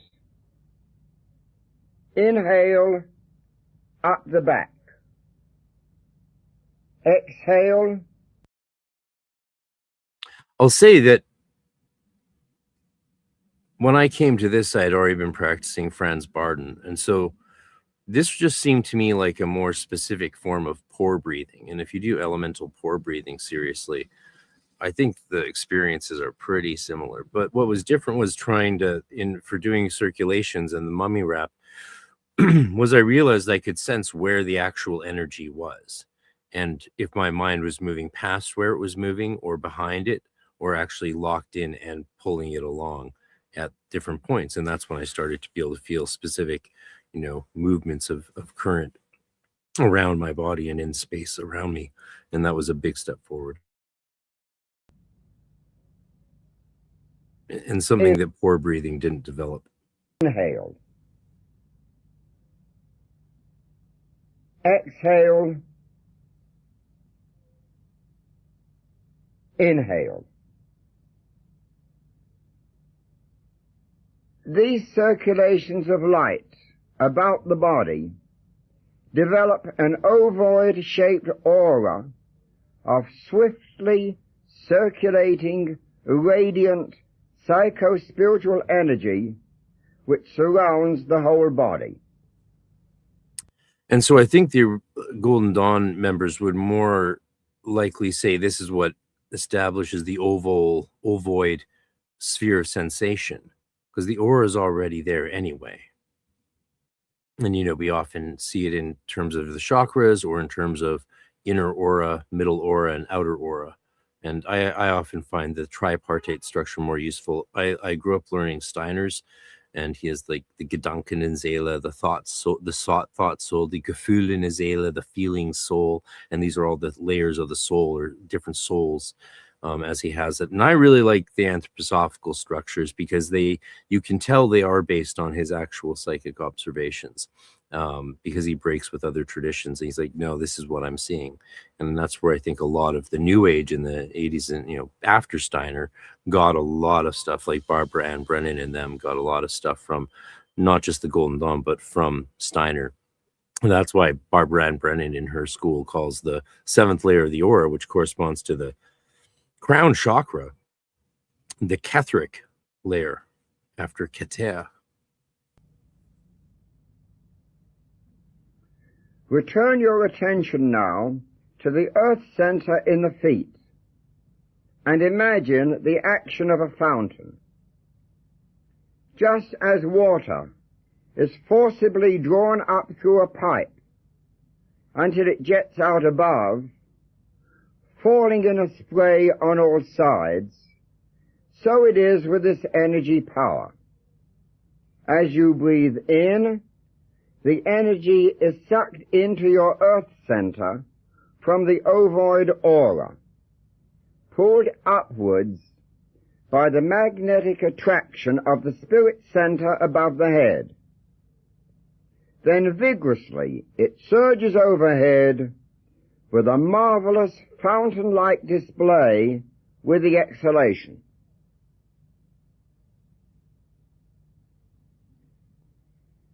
Imagine the psycho-spiritual energy falling all about you within the confines of this ovoid aura.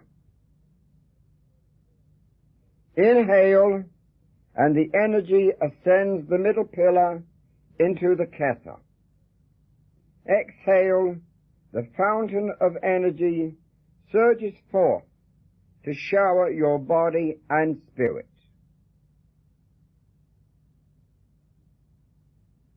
Inhale, up the middle pillar.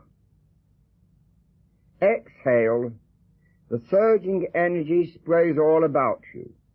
Inhale, and the energy ascends the middle pillar. Exhale, the energy surges forth. Welcome home, Frater. Inhale.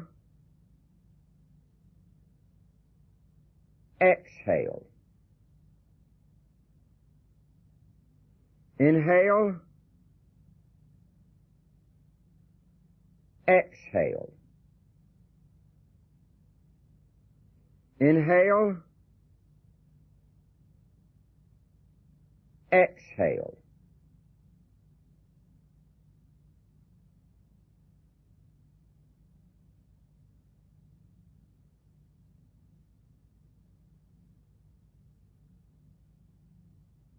Meditate on and within the enclosing, vibrating light of the Spirit. To be honest, I think this is the most important part of this practice. Just saying.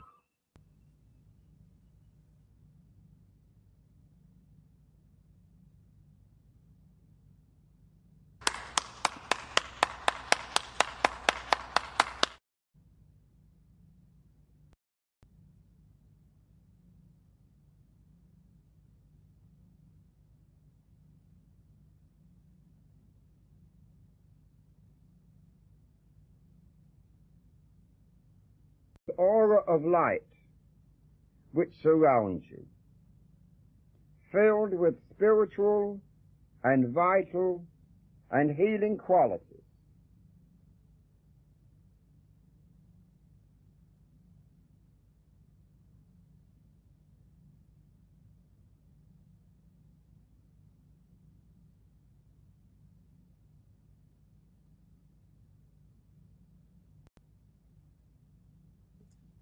All right, I think we're almost through this. He this was fun. Wasn't this special? He leadeth me in the paths of righteousness for his name's sake. Yea, though I walk. And you don't have to do this Jewish prayer here at the end. Or is this St. Francis mixed with the psalm? Yeah, yea, though I walk through the valley. That's a psalm. Add your own prayer. Like maybe do the Hermetic prayer of Thanksgiving at the end. That would be good. Maybe if you're in a pagan tradition and worshiping some pagan spirits or gods, write one of your favorite prayers or use one of your favorite prayers to them at the end of this. So many things can be done with this. And that's why I was excited to talk about this today, because, well, we love these practices. Some of them have been doing these our whole life. Even when you're maybe not in a group or not trying to get through a grade, you're just out there living your life. You think the middle pillar is gone from your life. It's always there, right? It's hard once you have this rooted in your life to stop working with the energies. At least the access to the energy flow and to your own system and body is there. Even when I was severely disabled for 4 years, like, again, they basically gave me a death sentence. I was, crippled, could barely move, and just did energy work. What else could you do? Well, you're doped up to high heaven or either that or screaming, literally. And so the rest of the time you just, trying to use the energy to heal and recover and figure out what's wrong. And that never goes away. Even if you don't have a temple to do ceremonies in, and you just develop these skills with a group or on your own and then take them out into your life. A period of intensive training is what I'm talking about, is worthwhile. And then you really do initiate new things within your sphere, within your body. And I believe that very deeply. There's been times in my life I tried to disbelieve it. It just didn't work out very well. Through the valley of the shadow of death, I will fear no evil, for thou art with me. Thy rod and thy staff, they comfort me. Thou preparest a table before me in the presence of mine enemies. Thou anointest my head with oil. My cup runneth over. Surely goodness and mercy shall follow me all the days of my life, and I will dwell in the house of the Lord forever.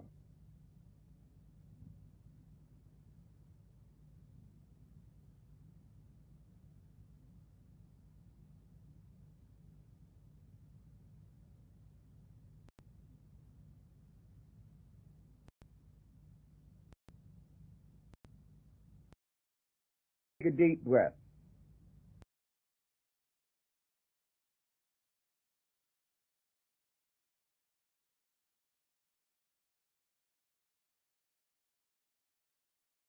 All right, there we go. You have unlocked the extension part 2. We're going to go into some, while doing the research on the middle pillar, I also was looking at, again, contemporaneous discussions on forums and in debates and amongst myself and others, and synopsized them and looked for the really good, where Scarborough or Fuller or Zaleski or any of the heavy hitters were taking a stand, even Gilbert in some cases, and where they took a stand and what their evidence was. What letter? Because as you can see, like, the whole debate around the middle pillar being in the Golden Dawn was overthrown by Tony Fuller by one letter between Brody ends. That one letter demonstrates it's a reference to doing the middle pillar prior, in the original GD.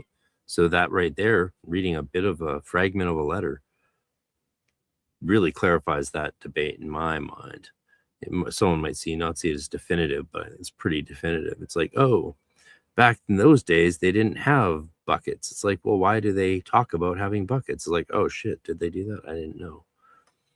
So we'll do the LBRP. And then and then after that, we can dive into SI, self-initiation, if you really want. But you guys gotta help me out with some more super chats. Yeah. and because this is a lot more material, but it's going to be fun. And if we don't get to it all today, we'll get to it all next time. That's for sure. So thanks for being here. Check out my event coming up in Nokia Con in Austin, Texas. We got great rooms. You can get a great deal on hotel rooms, $149 a night. So you could come stay for the 4 nights at the event for like just about $1,000. Check it out, and you can attend online as well. It's going to be worth it. We're not going to do one probably at quite this size of presenters. And again, it's just going to be so exciting.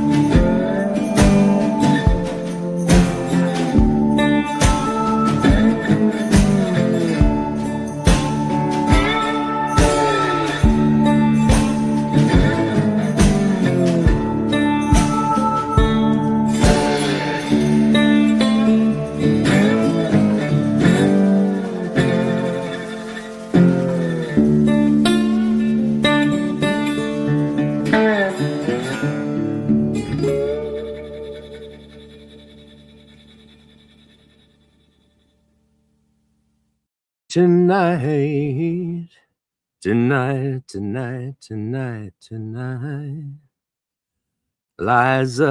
Liza, Queen Elizabeth. Ike Baker, a Golden Dawn Temple Chief, has already done some of that. Check out his book, Etheric Magic. Oh, this is in response to Lord of Ness. In my view, Golden Dawn should integrate Taoist. Yes, Ike did that very well. Also, Pat Zaleski did some of that in the terms of the aura, at least. Taoist alchemy tradition, no, I'm not interested in Eastern stuff personally. I don't have enough time to study the Western stuff I want to study in my life. I really don't. And every day I realize I have less time I keep having to narrow it down, my focus, my personal focus, to have any hope of getting to where I want to get to with it. And as time goes on, the more you realize you really have to focus on just one thing, or kind of one or two things. That's how it is. Glad you're enjoying singing along. Yeah, it's a fun song. Came out of the blue, came from the divine. What are we doing now? That's right. I promised you.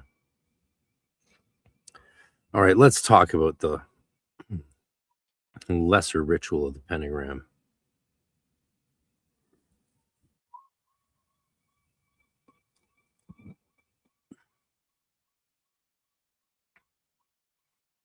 How do we do this? Oh, that's good enough. Whatever. So, Is it even LBRP? Is the LBRP the right name? Technically not. It's the lesser ritual of the pentagram. Now, I've grabbed some interesting points. I'm just going to look over them and present them in whatever random way. Okay. Is that the right name? Common question. I looked at the most common questions and looked and dragged up the most definitive answers. No, it's really called, it's just, the LBRP is half of the ritual. It's the second half, the B half. The lesser ritual of pentagram is the full name. How was it traditionally used? Daily? Well, invoked in the morning, banished in the evening, but not banishing repeatedly. You don't banish twice in a row ever, or do it every day unless you're also balancing it with invoking. Is repeated banishing harmful? Most people think so. Original GD people warn it weakens the practitioner over time. Should you banish before bed? Yes, if you are also invoking a lot, but again, it falls into the danger of over-reliance on banishing alone and not invoking. Who wrote it? It's actually disputed. So Westcott is who Scarborough thought leaned towards, and Mathers is who Tony Fuller leans toward. And it could be like, as they say, like a McCartney-Lennon thing where they collaborated. But I certainly understand why Tony Fuller no longer trusts Westcott's account of anything. And when most Golden Dawn members towards the end of the original order were asked who created the system and did it come from Germany, the members would all be like, no, of course, it was Mathers created it. Mathers wrote it. Everyone knows that. Yeah. It's a debate. It's not decided, but I think it's decided. I think Tony Fuller's revised history in the last 2 volumes of The Light Extended is, indisputable. Do the neophyte signs charge the pentagrams? Originally, no. That's a Crowley era addition. Does the ritual seal all 6 directions, including the floor? No, that's a misreading. The real mechanism is the armoring of the aura. So when you look at the name and structure, it's not just the banishing ritual. We've got that. Everyone here knows that now. The LBRP was not what was used. The totality of the lesser ritual of the pentagram was. So invoking in the morning, banishing in the evening. And it's only in the modern era of the GD revival, says Sam Scarborough, that we see an overemphasis on banishing to the degree it is used now. However, I would argue with him, if you look at Crowley's early diaries, I would say we see it there.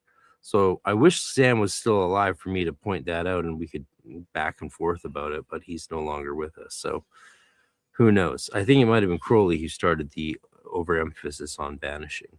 But if I was Aleister Crowley, I'd probably want to banish a lot too, eh?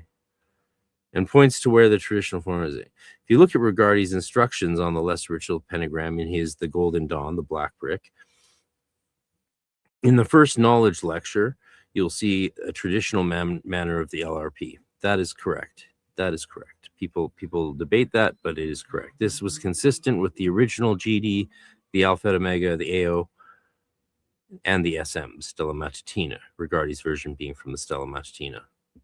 Now, the whole issue of overuse and that whole warning. It starts with Annie Horniman saying that she found that it might have demagnetized people's aura because they were banishing too much.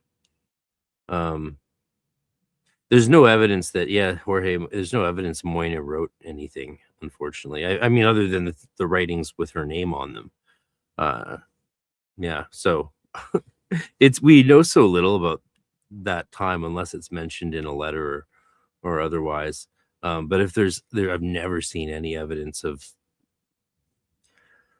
They didn't put their name on these things, right? Mathers and Westcott didn't sign who wrote which aspect of the grade material, and so Moina's name wouldn't have been put on it either. But I think I'd assume she would have had some sort of input.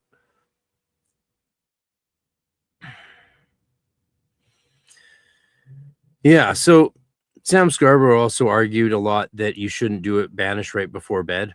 He said that when you are supposed to be healing from the day, you should not banish before bed. And he says that's not a blanket rule. and that LBRP before bed is perfectly fine if you're doing things in balance and not emphasizing one aspect over another. Yeah, Sam Scarborough. Rest in peace, brother. Dan Parker. Wasn't the LBRP one of several tools used to prepare a person to receive, use, or be used by the specific GD current egregore of the time, which no longer exists? This is someone else asking. I so find it curious that I often see it suggested, but without the balancing use of the invoked version. And Scarborough famously replied, the LRP is still as relevant today as it was 130 years ago.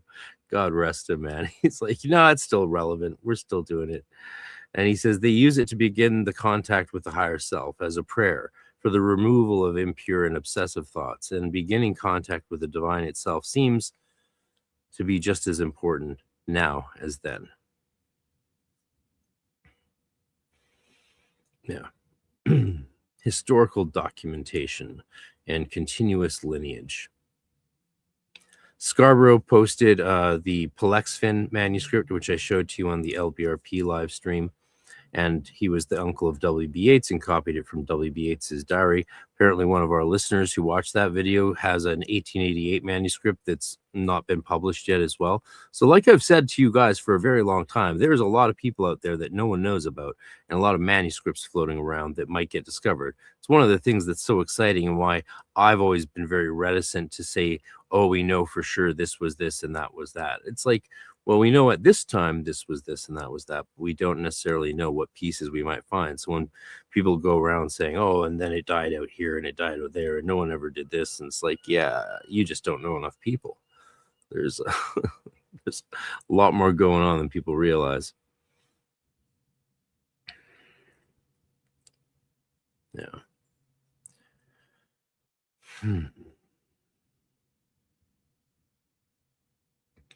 So the ritual appears to have been written between 1887 and 1891. If the commentator in our audience is right that he has an 88 copy, then that would be the earliest copy. Or no, 1887. But again, we don't have many versions from that era. And many of them have been published. Melissa Seams put out a book with a manuscript from the Horace Bradford Temple, and they all are generally the same. There's not really any variation in them. There's little tiny things like, do you say amen? It doesn't actually look like in the Polexfin manuscript that you say amen. It looks like you just say leolam. And when then it says what the meaning of leolam is amen. The amen's part of the meaning. So maybe you don't say amen. And I have it on good terms from a rabbi friend of mine that after in prayer they say leolam, the rabbi doesn't say amen. The congregation says amen.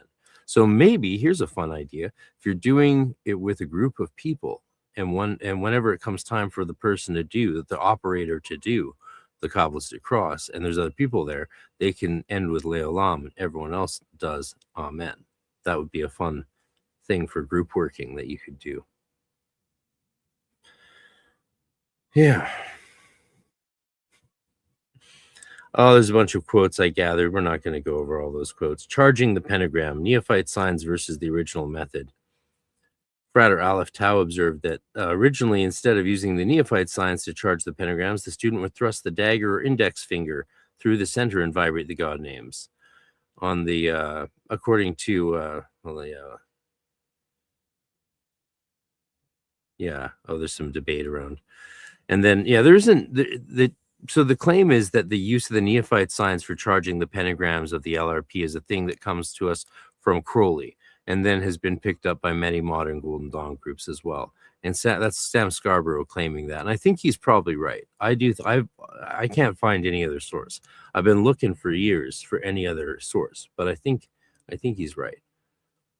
But again, he might have picked that up from Bennett. He might have picked that up from anyone else, any other teacher, Barrage, or anyone he was working with. Maybe it was already in common practice and it just didn't get written down. So we don't know. But I don't mind the idea of Crowley being the innovator behind that.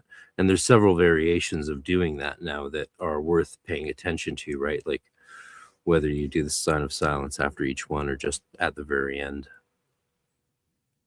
Yeah. Yeah, so originally there was no, obviously we all know that, no sign of the Emperor and sign of silence, and there was just the jabbing. I prefer the other way. There's some debates around whether the ritual seals you in, and so at no point in the LRP are you sealing the directions nor above you. The only sealing, as it were, is the armoring of the sphere of sensation with the pentagram before you and the hexagram behind you. Pentagram in front of you, hexagram behind you. You're bringing divine force into action in both the invoking and banishing aspects. You are beginning to contact the divine again, both aspects. You are working with the lesser spiritual forces, invoking. You are removing negative and obsessing forces, banishing, etc. This is all from Scarborough.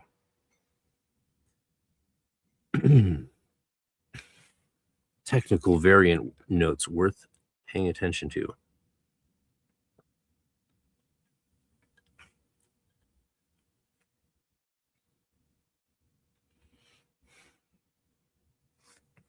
So the authorship is unresolved. It's well known that the invoking is primary, banishing is secondary, and that you will, if you want to banish all the time, you should also be invoking all the time. And again, I don't even approach it that way. I go watch my LBRP stream. It was 6 hours. I talked about it nonstop, how I do it and how I have done it over time.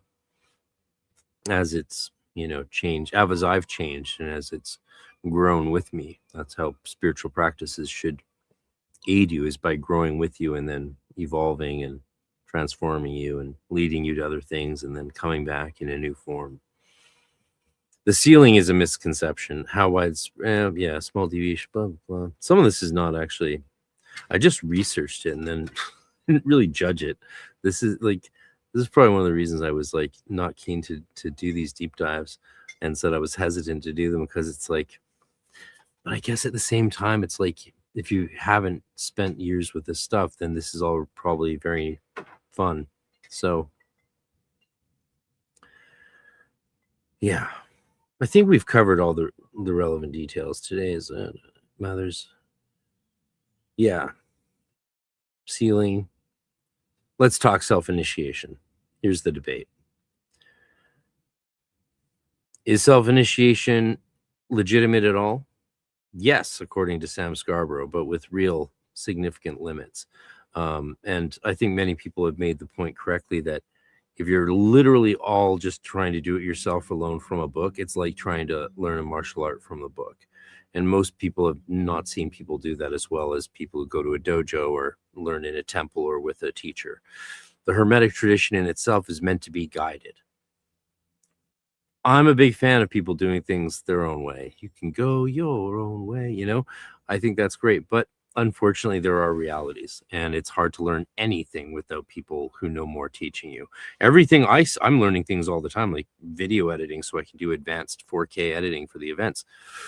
Boy, am I doing it on my own, but it's because it's not worth spending the $5-10 grand to hire an editor, and it's a bit more worthwhile to spend the hundreds of hours that it takes to do it myself. But it's hard, and not, just learning online on your own. It's bloody hard and slow.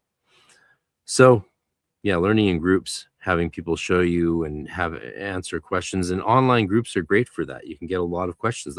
This whole database of research I did was through my Facebook group, Golden Dawn Tradition, which you can go join and check out a lot of this, including source documents and other things, and talk to other people. Look for a temple in your area.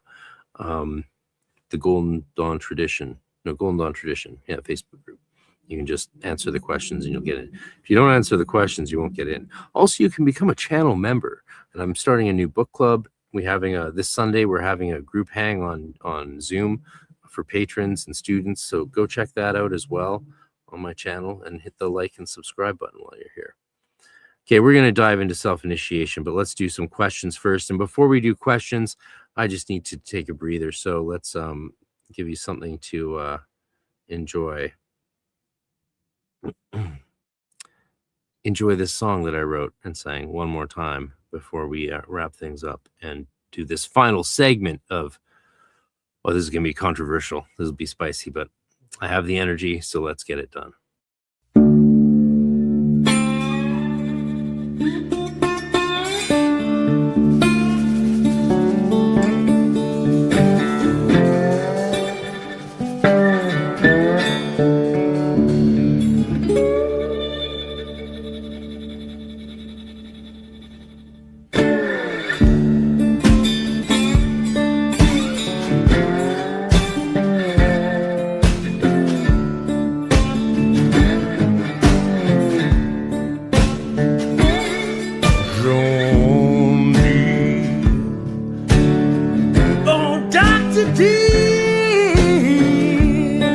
Won't you say a prayer for me?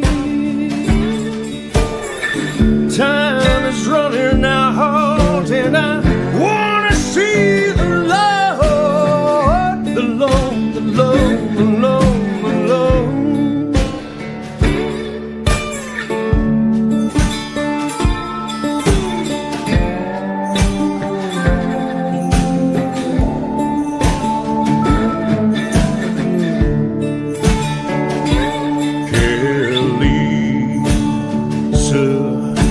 Edward Kelly, will you come and shine with me? Conjure spirits of the air and sea tonight, tonight, tonight, tonight, tonight.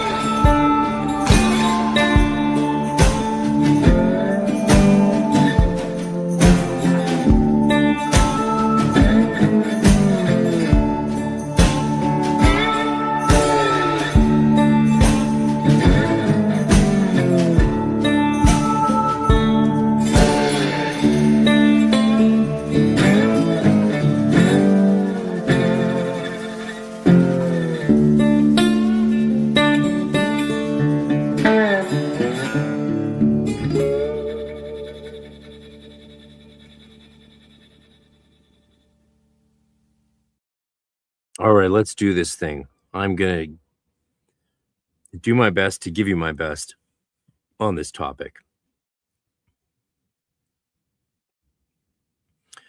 Oh, I missed a few questions. We'll go back up quickly. Yes, thank you. I appreciate that. Yeah.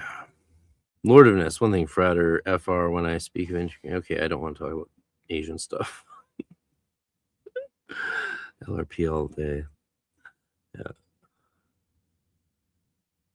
I am fascinated by what I can learn. Like, you know, some of the Asian stuff is very enlightening. Otherwise, I wouldn't have people like Craig Williams presenting on Ayurvedic alchemy and death gnosis and Agora Dashan at my events. But I have a focus, and I try and keep focused. Patrick says, banishing daily for me, when I did that, it made me apathetic towards everything. And I think I said in this last live stream, yeah, you feel better doing the LRP. Well, it's interesting that that's the case. I don't think I was doing when I started, I was doing Don Craig's book. And so I was doing the analysis and these adept, powerful, supercharged rituals so quickly after the LBRP that it didn't matter that I wasn't doing the LIRP. Because I was doing all, you know, the crazy middle pillars and the analysis and the rose cross and all these things, which really, yeah, it didn't get me anywhere.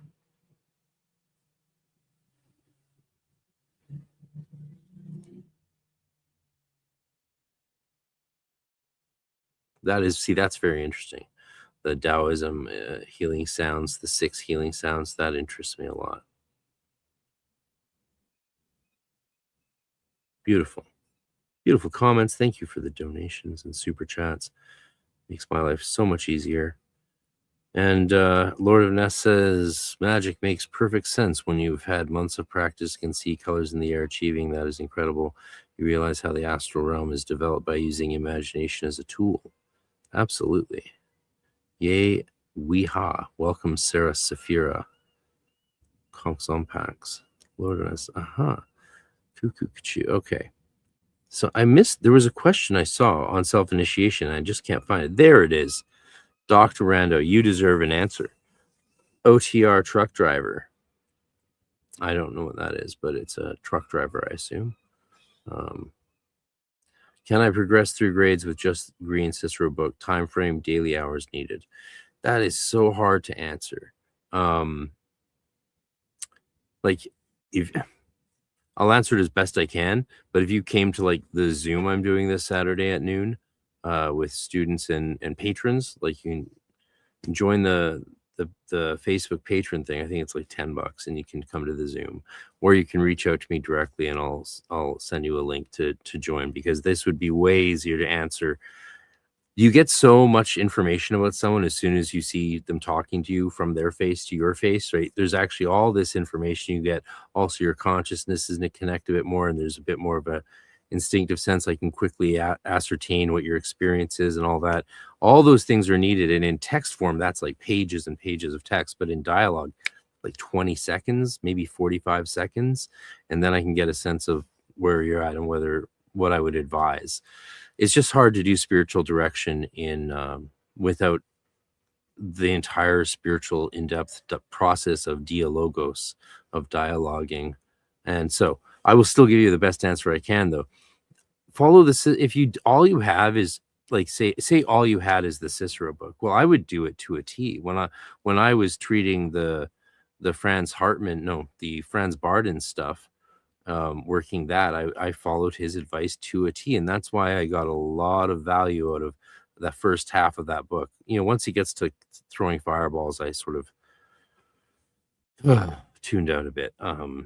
But the early stuff, the mental magic training, the magic mental training, the physical training, all that stuff was very, very helpful for me when I was like 13, 14, 15, 16. And then I kept doing it up until like 2004 on the side of GD stuff, because I really liked it. I thought that maybe I could throw a fireball. Maybe I could. If anyone could, I could. But alas, no fireballs. So the Cicero book, pretend all you have is that. And then, if you have other stuff, use it. You have us. We got a great community. Join the Discord, become a channel member, and hang out with us on Discord. And I couldn't be more available than I currently am, especially with the book club starting up at the end of August. There'll be a new tier level for the membership to join the book club at the end of the month. It'll be the last Sunday of the month, every month. And we're reading Wouter Hanegraaff's Hermetic Spirituality alongside Dr. Litwa's Hermetic 1 and 2, reading them all together as one corpus of Hermetica. So the Cicero book is to initiate you into the Golden Dawn tradition. The time frame, a year a grade, minimum. Do that, a year per grade. There's some things I would absolutely have you change, like the whole LBRP versus LIRP thing. Do the LIRP in the morning, LBRP in the evening, and just do that. Ride that all the way to the bank throughout maybe all the grades. Because you have to do twice as much work on your own. Well, maybe more, maybe 3 times.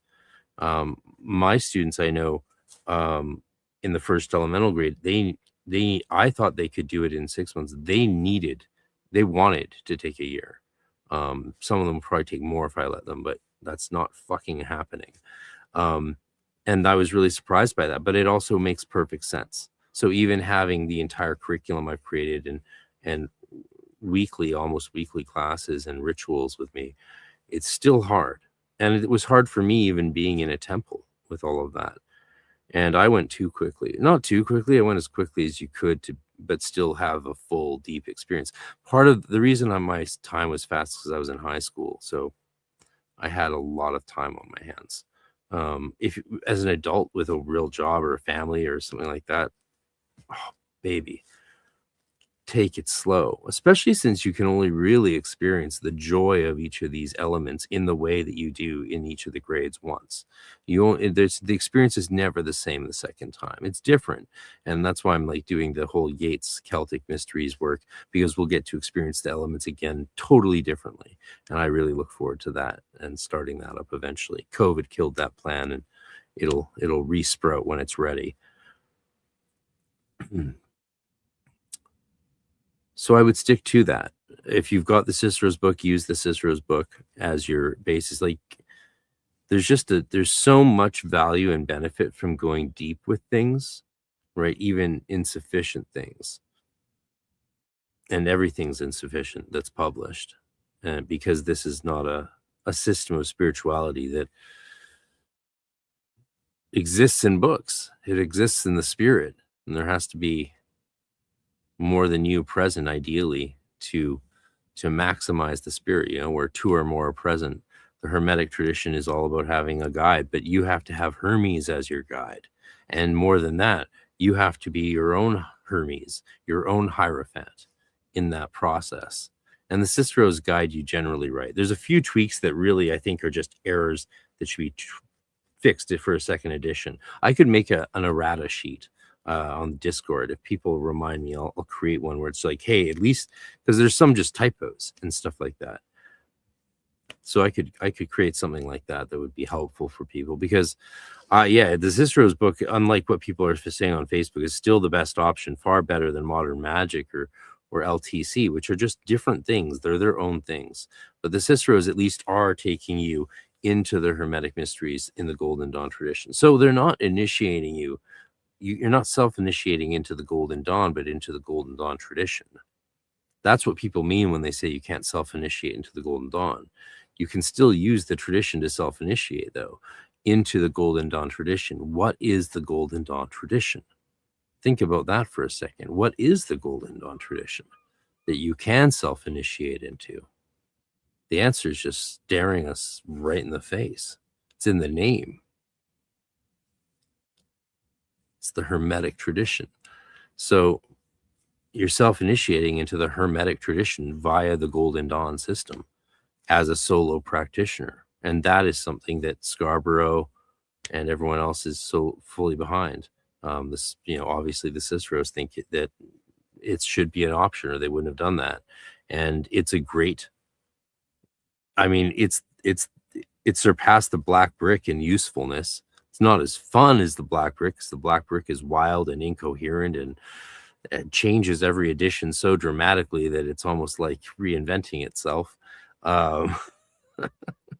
And then you can't tell what was the original GD documents or SM documents versus Regardie's opinions or psychology, and you have no idea. And it's just fun.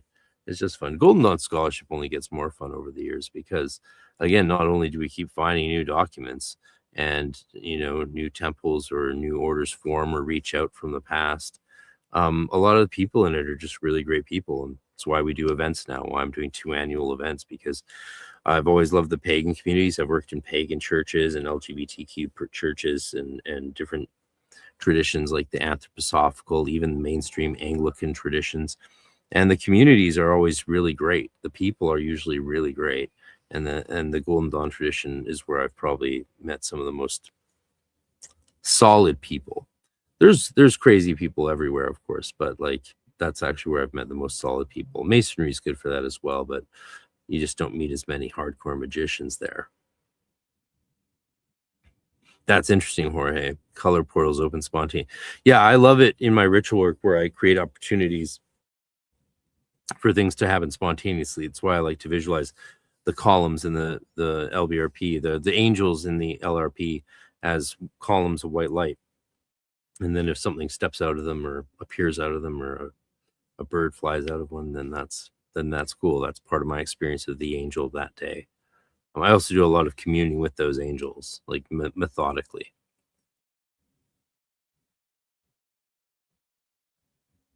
Yes, banishing is bad. Invoking only is fine.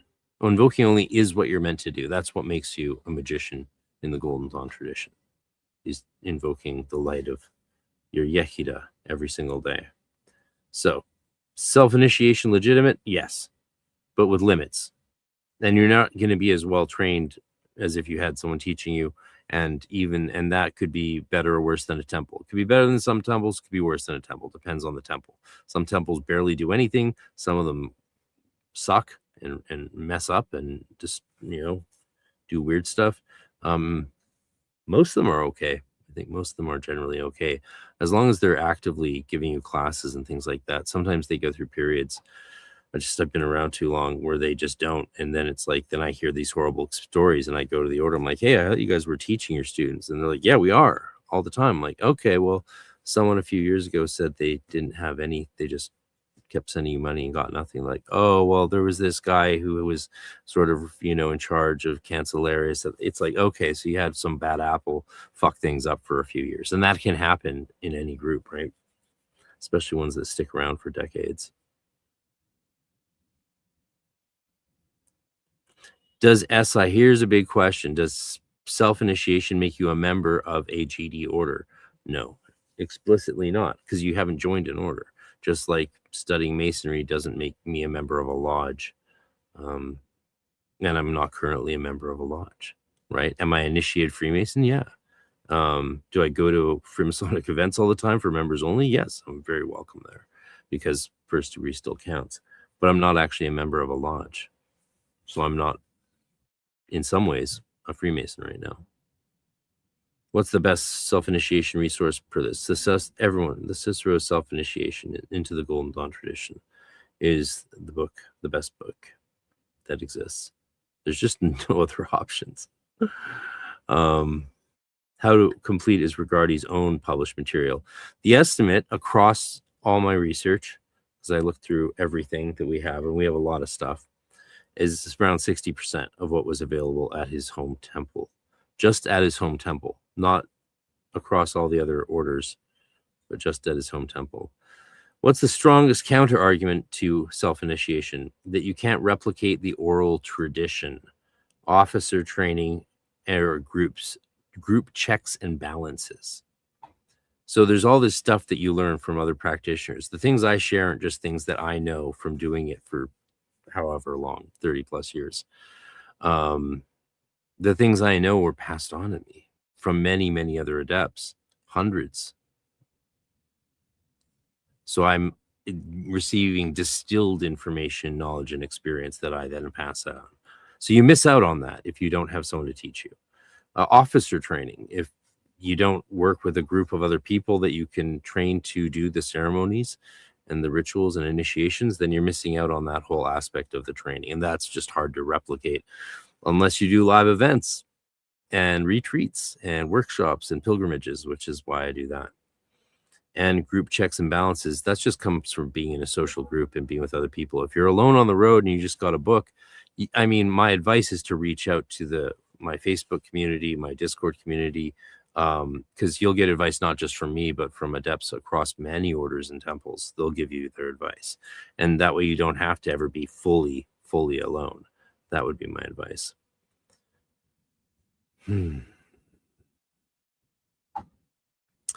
Let's see if I can bring up any contentious points within these broader strokes.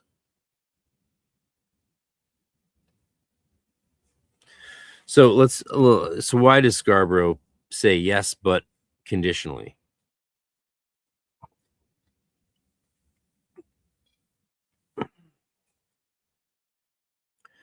Well, I basically summarized that well already. Yeah, you can achieve the mystery of the Hermetic spirituality through the Golden Dawn tradition, through Martinist orders, through many different systems. The Golden Dawn doesn't lead you to the mystery of the Golden Dawn. It leads you to the mystery of Hermes, the mystery of Nous, your higher consciousness, your higher self, not your holy guardian angel. You need to do the Abramelin for that. Scarborough's blah, blah, blah, what a solar practitioner is actually missing. There are things that simply cannot be trained through SI that come from a temple setting with qualified and engaged officers. There are such things as oral tradition. Yeah.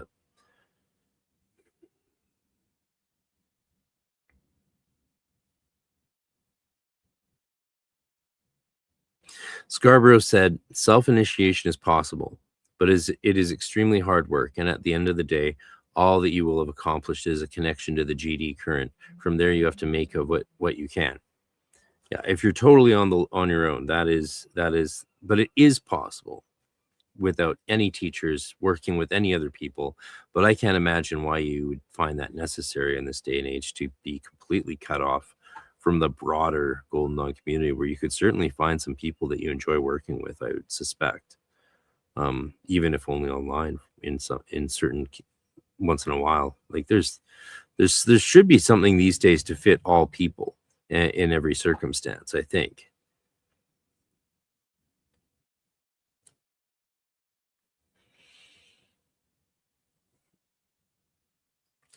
So also, I want to say just a little service now. This just arrived. Demonology is devourment without devourer.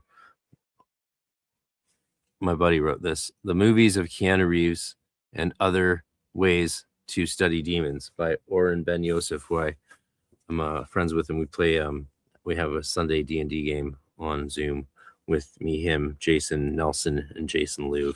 And so I'm going to be interviewing him soon. As soon as I burn through this, I'm just going to blast through it.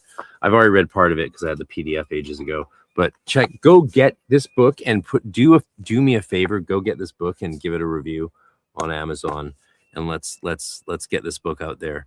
Get Keanu Reeves' attention, because this is exciting, especially with the new Constantine coming up. We'll see if we can. I'll see if I can get Oren, the author, to do a watch along with me on stream of Constantine, and we can talk about his book. Maybe 2 separate events. That'd be fun.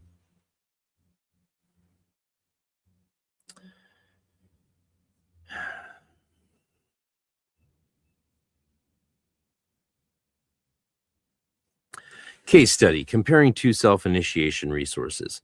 Scarborough's critique of Liam Thomas Christopher's Kabbalah Magic and the Great Work of Self-Transformation. This is what he said. The book itself is fine if you want to be a general ceremonial magician. It is similar to Craig's Modern Magic or even John Michael Greer's Circles of Power in that regard. These, at best, are based to some degree on GD work and materials, but are not really GD. They are what I call GD-esque. Rest in peace, brother.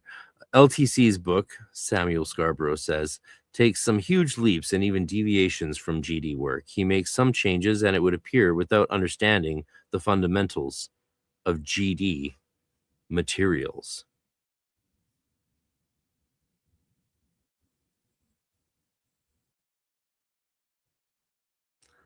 Yeah.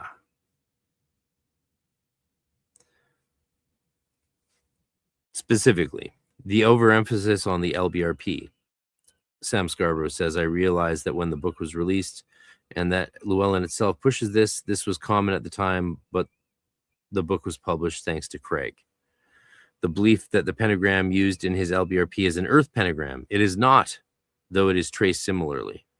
It's not earth because it's visualized as divine white brilliance. If it was an earth pentagram, it would be black.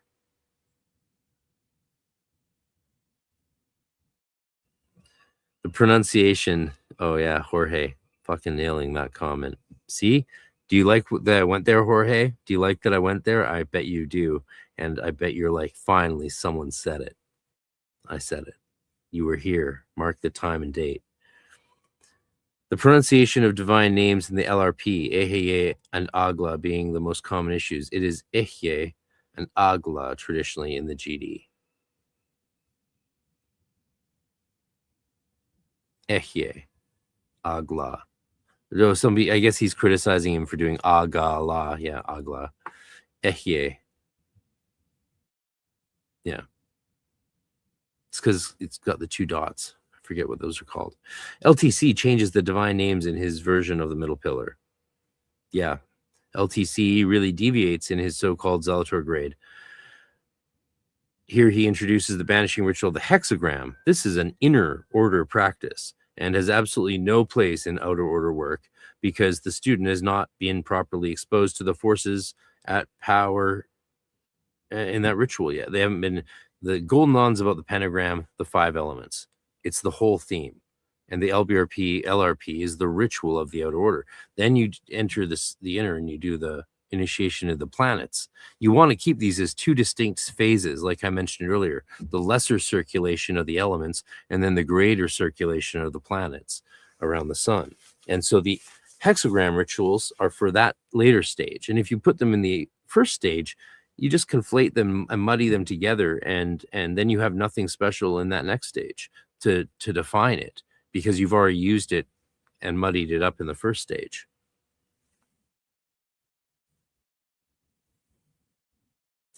Not only is this the complete wrong hexagram, its symbolism from a GD point of view is incorrect, Sam Scarborough says. That is, the pseudo-hexagram was never used for ritual work in the GD, and its symbolism is alchemical, not planetary. Yeah, alchemical, not planetary. He really was pedantic, and I told him he was insufferably so on many occasions, but I still loved what I learned with him in our debates, and I do miss those debates. I know Aaron Leach doesn't. Aaron Leach, they were not friends, man. Holy moly. Oh man. Can't we all just get along? Can't we just get along? Green is not a color, yeah. And green is not a color ever used in the GD to represent Earth, for one thing, and there are no elemental pentagrams in the outer order. So his Sam Scarborough's summary is, so what does this have to do with connecting to the GD? It's about names and images that we connect to the Golden Dawn tradition. These have been completely altered and changed in Liam Thomas Christopher. So, Frater AS says, I do very much appreciate Kabbalah magic. However, I do prefer self-initiation by the Ciceros. Though I disagree when you say it's not GD, but I feel in that case, a matter of opinion, it's a modernization. Scarborough's partial concession. So Scarborough walked back a little bit of his comments on Liam Thomas Christopher before he died. And he said, for modern GD, then you have the Ciceros. They certainly have carried the banner for the GD revival, and a great many are indebted to them for the fine work they have done to promote and continue the GD tradition in one of the modern streams. Scarborough is saying, yeah, okay, if you're going to do LTC, at least just do the Ciceros instead. If you're going to go that direction, do the Ciceros, not LTC. That was him walking back his attack on LTC. He says, at best, as I said before, LTC's book is GD-esque, at best. And that's at best. And certainly crutches upon Regardie's The Golden Dawn for contemplative and study materials, but you'll get more bang for your buck without the drawbacks from using the Cicero materials. And that's sort of his final word on that. And many leaders of different temples and different orders reached out to me when I started talking about this online and said thank you, because they can't get into this stuff because of reasons, I guess, or maybe they're just lazy, but glad that they're like, yeah. They wanted me to know that they feel I'm speaking for many, many temples and orders out there. So I just figured that they didn't notice what I was doing because they never comment or share my stuff. But it turns out they did notice what I was doing, and they just appreciate it. So you're welcome, guys. I'm just trying to have fun and enjoy the mysteries with everyone else. There's questions like,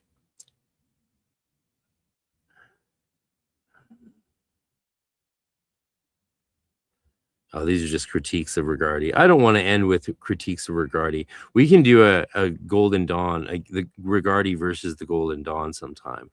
But today I really enjoyed listening to Regardie's Middle Pillar and think that's a good note to end on.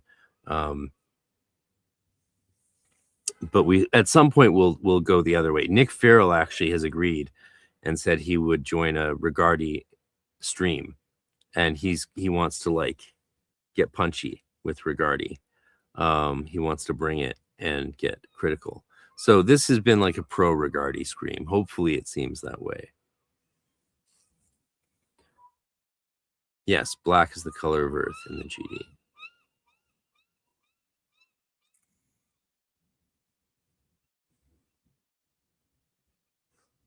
Okay, cool. Over the road truck driver in a semi 24/7.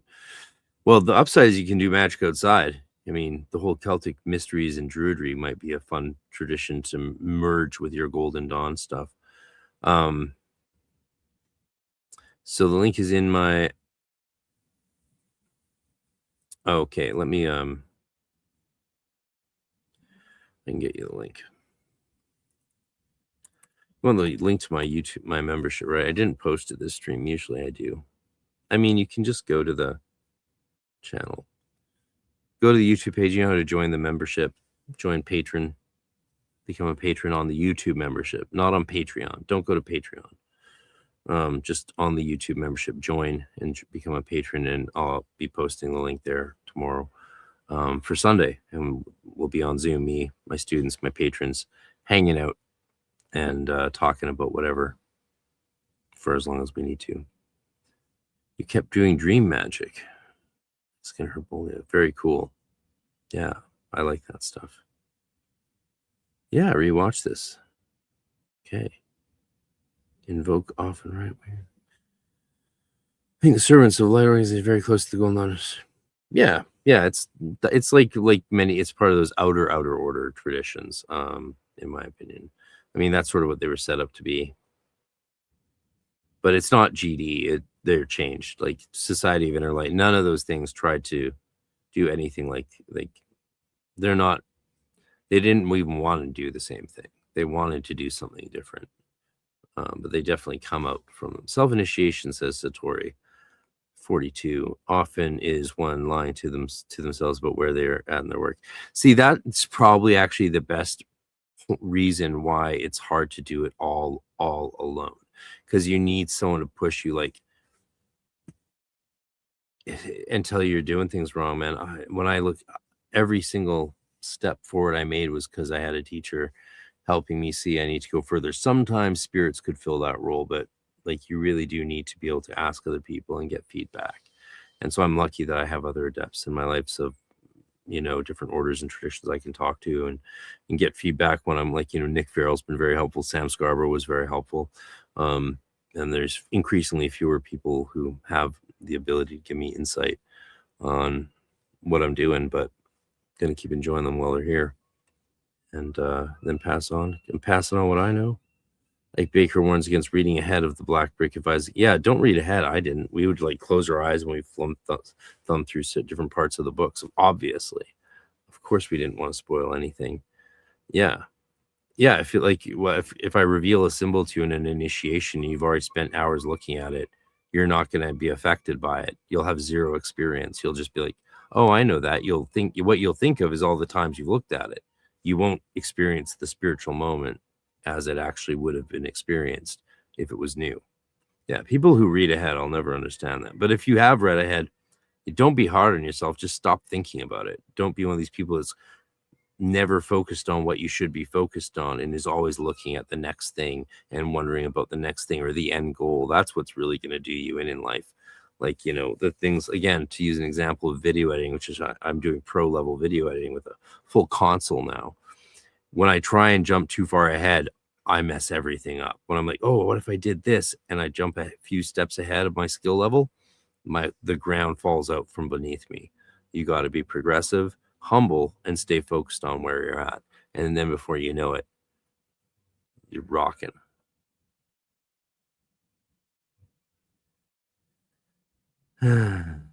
Yes, Jorge, as I said before. Exactly. The most important name of the Hermetic Order of Golden Dawn is Hermetic.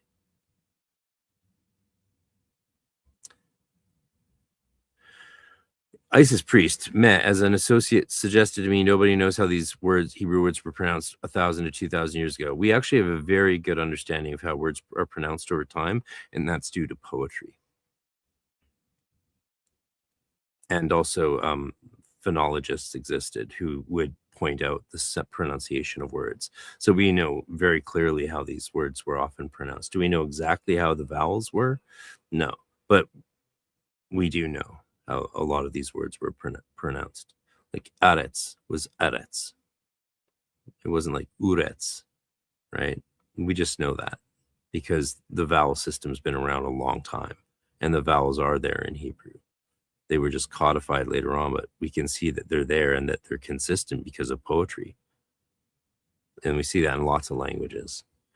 Poetry is shockingly one of the ways that we learn so much about other languages and can understand how they function and how different expressions and colloquialisms occur and are used. That's pretty cool. I started off to be a philologist, but then decided to get into romantic poetry in college. Did a lot of linguistics, though, and philology. You're welcome, Jacobus. Thanks. It's been a lot of fun. We're going to wrap this up now and just say, hey, thanks for being here. Can't believe this thing was almost 3 hours long. Dear Lord, welcome, new Renee member. Thank you for joining and being here. We're going to have some fun this weekend. I've got classes and then the hangout on Sunday, and going to do lots of good magic. All right. Before we go, one more time, let's enjoy this trailer, this beautiful song for my upcoming event. And you should attend if you can, online or in person. And it's going to be pretty special. And it'd be nice to meet everyone and see you there. Yeah.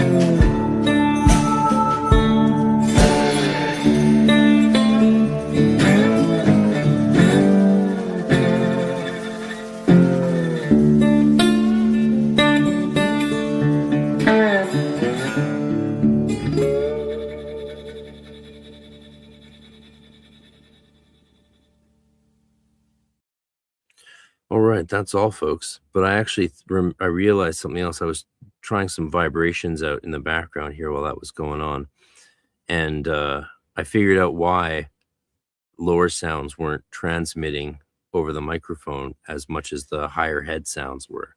I figured out why, but we're going to save that for a whole thing on vibration. We'll do a whole thing sometime when I can find 2 other people that would be willing to make goofs of themselves doing different vocal demonstrations over condenser mics. I'll pull out a proper $1,000 mic and not this little, professional standard one. That I have a real recording mic here. And it would be interesting. That would be really cool. A deep dive with some other vocalists. Ike would be an example, actually, if he'd be willing to do that. But he's also a professional singer and professional vibrator. Yeah. One of the things, the reason you hear more of so I was, when I was doing the deeper sounds and using sort of overtones through the nasalization, which is just letting air escape and vibration escape up through the back of your neck and your head to create the overtone with the bass tone, I was holding the bass tone in, whereas I wasn't projecting it like operatically and with vibrato. Whereas what Regardie was demonstrating was the sound of vibration, the sound of the feeling that you want to contain within your body. So there's a difference between being able to project that volume outside of yourself versus humming it and containing that vibration within you. But the reason we teach people to practice at max volume externally is so that you develop that vibratory ability and muscles in your diaphragm and larynx and all that, and can channel that in the first place. You can't use it internally if you haven't developed those muscles in the first place, which is why the way you get good, which even Chick Cicero said that at a conference, is through volume. It's through doing it at as loud as you can, as much as you can, and that develops these things that eventually you pull inward to create tremendous power within yourself. So there you go.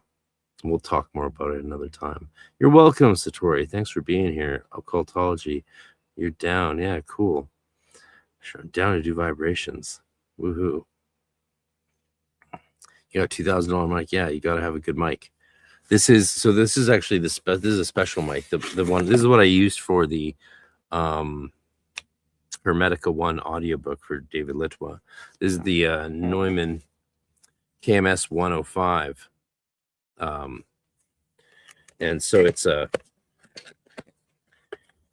basically the most expensive stage mic on the market. So it's a unique microphone. It's Neumann, which is the definitive best, but it's not like the $3,000 to $6,000 U87 that like Britney Spears would use recording a song, for example. So this is designed for stage use or studio use. So you can use it in the studio or on stage, and that's why it looks a little bit different. And so you can see there's a double meshing pattern. So a lot of people put pop filters in front of studio mics. Like this is a pop filter, just so you know. This is a pop filter. Having a second one usually isn't necessary unless you really spit a lot or do your plosives big time. So this is a really, really interesting mesh over top of the capsule here. And so there's the capsule. So there's this beautiful, beautiful sensitive mic that you can both use on stage and belt into, but it has the capacity, the range. I forget the technical names, these things, of a studio mic. So it picks up just way more of your voice, which is good if you're like me in a baritone with a primarily a big bottom end. I've got a big bottom end, but also with a strong falsetto. When I sing high, that's all falsetto. But I have a wide-ranging falsetto with all the notes except for the highest high D of a tenor. And that's what makes a baritone a baritone. So there you go. Oh, there. I have to put it back in the box. Back in the box. There we go. My mic in a box, girl. It's my mic in a box. Ooh, my mic in a box, girl. Thank you. This has been fun. Yeah. I hope you guys had a good time. And never forget, the people are retarded. Okay. I should get on with my Friday weekend and all this stuff. What else? Any last questions, thoughts, feelings? Okay. I think we're good. This has been fun. Yeah. I know, the Lonely Island. Those were happier, sunnier days. All right. Become a channel member, like and subscribe. Go to hermeticmysteryschool.com and check out the free stuff there. Go to arcaneresearchsociety.com and join all the stuff that's happening there as well. And yeah.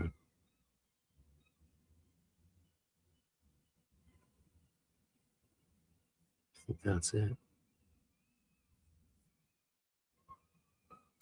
I'm figuring out how to use overlays. I'm going to make a bunch of overlays so that like they can just overlay the screen. See, that's an overlay.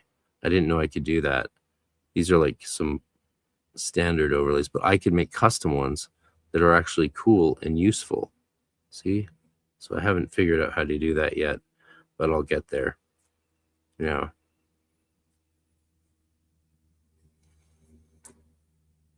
All right. You missed it. It's all right.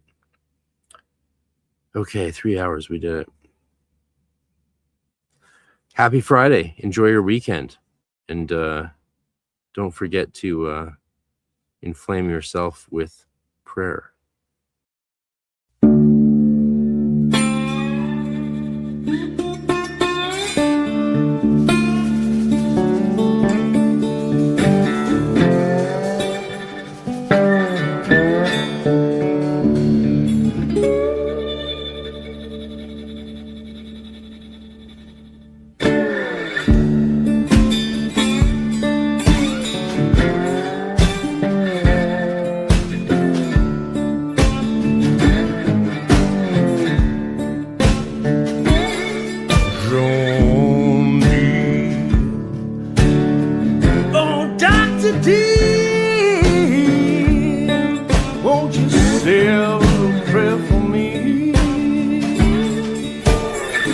Time is